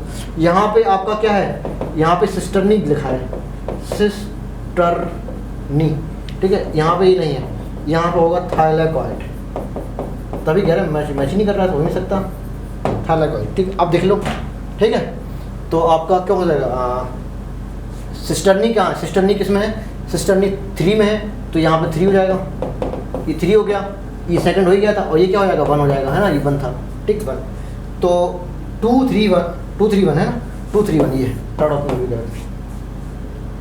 आगे देख लेते हैं, कह रहा है विच of the following statement incorrect बताना है सेंट्रियोल के रिगार्डिंग, ठीक है। बोथ सेंट्रियोल, अच्छा सेंट्रोसोम के पास जो बोथ सेंट्रियोल होते हैं एक दूसरे के परपेंडिकुलर होते हैं, ठीक है, परपेंडिकुलर होते हैं, ठीक, परपेंडिकुलर टू ईच अदर, सही बात है। सेंट्रोसोम लिखा है प्रोटीन हब होता है, जो हब प्रोटीन नेचर का होता है, मिसिंग होता है centriole because it have 9+0 arrangement, नहीं भैया, है ना, ये बात तो ठीक है। सेंट्रल प्रोटीनेशियस हब होता है, मिसिंग होता है, लेकिन इसका मतलब ये नहीं because centrosome because it have 9+0 arrangement, नहीं गड़बड़ लग रहा है, इनका बताना ना। लिखा each centriole health organisation like that cardial, सही हो गया। Centrosome usually contain 2 cylindrical centrosome, ये भी ठीक हो गया, और ये भी सही लग रहा है, इसको देख लेते हैं एक बार। सेंट्रोसोम सेंट्रल प्रोटीनेशियस हब, ठीक है, मिसिंग होता है अच्छा बीच में सेंट्रोसोल बिकॉज इट हैव 9+0, नहीं ऐसा कुछ नहीं है, 0 अरेंजमेंट होना चाहिए था वहाँ पे, है ना, बिकॉज इट हैव, ये आगे वाली बात गलत है, ये बिकॉज के बाद, है ना, ये है सही बात है, लेकिन ये इसके रिगार्डिंग सही नहीं है ना। आप ये बोल सकते थे कि it have peripheral microtubule triplet form में चारों तरफ होती हैं, और इसके बाद मिसिंग वो बीच वाला है ना, तब ये गलत होता है, वैसे यही सही होगा आंसर, ये गलत है भैया, ठीक है। मतलब सेंटर हब होने, एक्चुअली में लिखा है हब इज मिसिंग, भैया ज़्यादा दिमाग मत लगाओ, सीधे इतने रख लो क्या हब मिसिंग होता है, क्या नहीं होता, हब तो प्रेजेंट होता है भैया, ये तो ठीक है, ये बात ठीक है, मैं फिर से देख लेता हूँ पर देख लो, ये बात सही लिखी है, बिकॉज इट हैव 9+0 अरेंजमेंट, सही है, लेकिन ये बात गलत लिखी ना, hub is missing, hub missing का, हब तो प्रेजेंट होता है ना, प्रेजेंट है हब, ये गलत होगी बात, तो गलत हो गया ये, फालतू को ज़्यादा दिमाग लगा दिया हमने। लिखा है इन सेंट्रियोल में हब प्रेजेंट होता है, वही तो हब एंड 9 पेरिफेरल डबलेट नहीं ट्रिपलेट होता है भैया, हब एंड पेरिफेरल ट्रिपलेट सही लग रहा है, लेकिन उन्होंने ना नहीं लिखा, कोई दिक्कत नहीं, लेकिन बात तो सही है, सही लिखाएगा। 2 पेरिफेरल नहीं होते हैं, 2 पेरिफेरल नहीं होते हैं, ठीक, 9 होते पेरिफेरल, ये है ना, 9+0 अरेंजमेंट, 9 पेरिफेरल माइक्रोट्यूब्यूल कैसे ट्रिपलेट, ठीक है, एंड 0 सेंट्रल माइक्रोट्यूब्यूल, है ना, 0, इसकी जगह क्या होगा, हब होगा, प्रोटीन नेचर का, विच इज मिसमैच पेयर, देखना कैप्सूल थिक एंड टफ होता है ग्लाइकोकैलिक्स के, हाँ सही बात है। एक्चुअली में जो ग्लाइकोकैलिक्स है उसकी 2 फॉर्म होती हैं, अगर वो loose and sticky and thin wet condition का हो तो बोल देते हैं सलाइन लेयर, ठीक है, अगर वो हार्ड टफ एंड थिक हो तो बोलते हैं कैप्सूल। क्या glycocalyx only present in the prokaryotic cell, तो आउटर मोस्ट क्वांटिटी होती है ग्लाइकोकैलिक्स, तो कैप्सूल के थिक फॉर्म में हो सकता है, टफ हो सकता है, ग्लाइकोकैलिक्स है तो ग्लाइकोकैलिक्स नहीं, सही बात है। सलाइन लेयर लूज हो सकता है एंड स्टिकी हो सकता है, एक बार नीट में आया हुआ है, पूछ रहा था स्टिकी, इन्होंने ये वर्ड यूज किया था, अभी एनसीईआरटी में स्टिकी नहीं लिखा है, लेकिन नीट में आया है तो स्टिकी हो जाए, ठीक है। पेलाइक मोटिलिटी में कॉन्जुगेशन में हेल्प करेगा, ठीक है, एक गलत हो गया। बैक्टीरियल सेल मोटाइल और नॉन मोटाइल होता है, लिखा है एंडोप्लाज्मिक रेटिकुलम, अच्छे इनके फंक्शन मैचिंग करना है। Take part in the aerobic reticulum नहीं एरोबिक रेस्पिरेशन, ठीक है, take part in the aerobic reticulum नहीं, अच्छा एक्सचेंज हो गया भैया, ये रेस्पिरेशन इधर है और रेटिकुलम जो इधर आ गया इधर है, ठीक है, कोई दिक्कत नहीं। एंडोप्लाज्मिक रेटिकुलम है यहाँ पे, रेटिकुलम, ठीक, तो एंडोप्लाज्मिक रेटिकुलम करेगा synthesis of protein, vacuole, synthesis of lipid, take part in the osmoregulation excretion, जो वैक्यूल कॉन्ट्रेक्टाइल वैक्यूल, यहाँ वैक्यूल भी गायब है भैया, इधर आ गया वैक्यूल, इधर वैक्यूल है, स्लाइड गड़बड़ है, ठीक है। तो कॉन्ट्रेक्टाइल वैक्यूल का जो फंक्शन है वो क्या हो गया, take part in the osmoregulation excretion, मतलब ये आ गया डी का फर्स्ट हो गया। माइटोकॉन्ड्रिया एरोबिक रेस्पिरेशन में हेल्प करेगा, फर्स्ट हो जाएगा। और राइबोसोम आपका सिंथेसिस ऑफ प्रोटीन है कहीं, ये है ना, तो ये 4 हो जाएगा। इसके बाद बाकी हमारा ये हो जाएगा लिपिड, लिपिड ये कौन सा, मतलब ये ER ले रहे हैं, कौन सा ले रहा है, SER ले रहे हैं, है ना, SER ले रहे हैं मतलब ये, ठीक, तभी कह रहे हैं सिंथेसिस ऑफ लिपिड। तो देख लो इस हिसाब से आंसर क्या हो जाएगा, ये हो जाएगा 1:3, राइबोसोम 4, माइटोकॉन्ड्रिया 1, कॉन्ट्रेक्टाइल वैक्यूल ये क्वांटिटी से वो यार सेकंड, ठीक है, देख लो 3 4 1 2 3 4 1 2 3 4 1 2 है कोई, फर्स्ट ऑप्शन भी correct. Membrane fold of bacteria क्या होती है, मीजोसोम, क्रोमेटोफोर भी होती है मेम्ब्रेन फोल्ड, लेकिन यहाँ पर दिया नहीं गया है ना, तो फर्स्ट ऑप्शन बिल्कुल करेक्ट। यूकैरियोटिक राइबोसोम 80S होता है, वाइल प्रोकैरियोटिक राइबोसोम 76 है, हम क्या बता रहा हूँ। अच्छा कह रहा है एस जो है, एस का मतलब क्या है, sedimentary coefficient, basically indirectly measurement of density and size. Server unit नहीं होता है ना, सरफेस ऑफ आरियर क्या होता है, राइबोसोम होते हैं के पास, किसमें यूज करेंगे, प्रोटीन सिंथेसिस में, है ना, प्रोटीन सिंथेसिस। आगे देख लेते हैं, which is not correct regarding ribosome के रिगार्डिंग कौन, क्या नॉन मेम्ब्रेन बाउंड होता है, बिल्कुल सही बात है, नॉन मेम्ब्रेन होता है। प्रेजेंट साइटोप्लाज्म एंड आरईएल, बिल्कुल सही बात है, ये भी ठीक है। एब्सेंट इन द क्लोरोप्लास्ट, नहीं भैया एब्सेंट नहीं, प्रेजेंट होता है।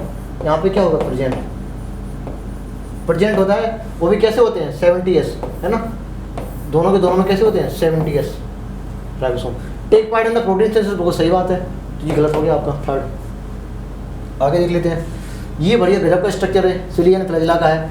एक्चुअली में ये आपका हो गया ई, ठीक है, तो ई हो गया आपका पेरिफेरल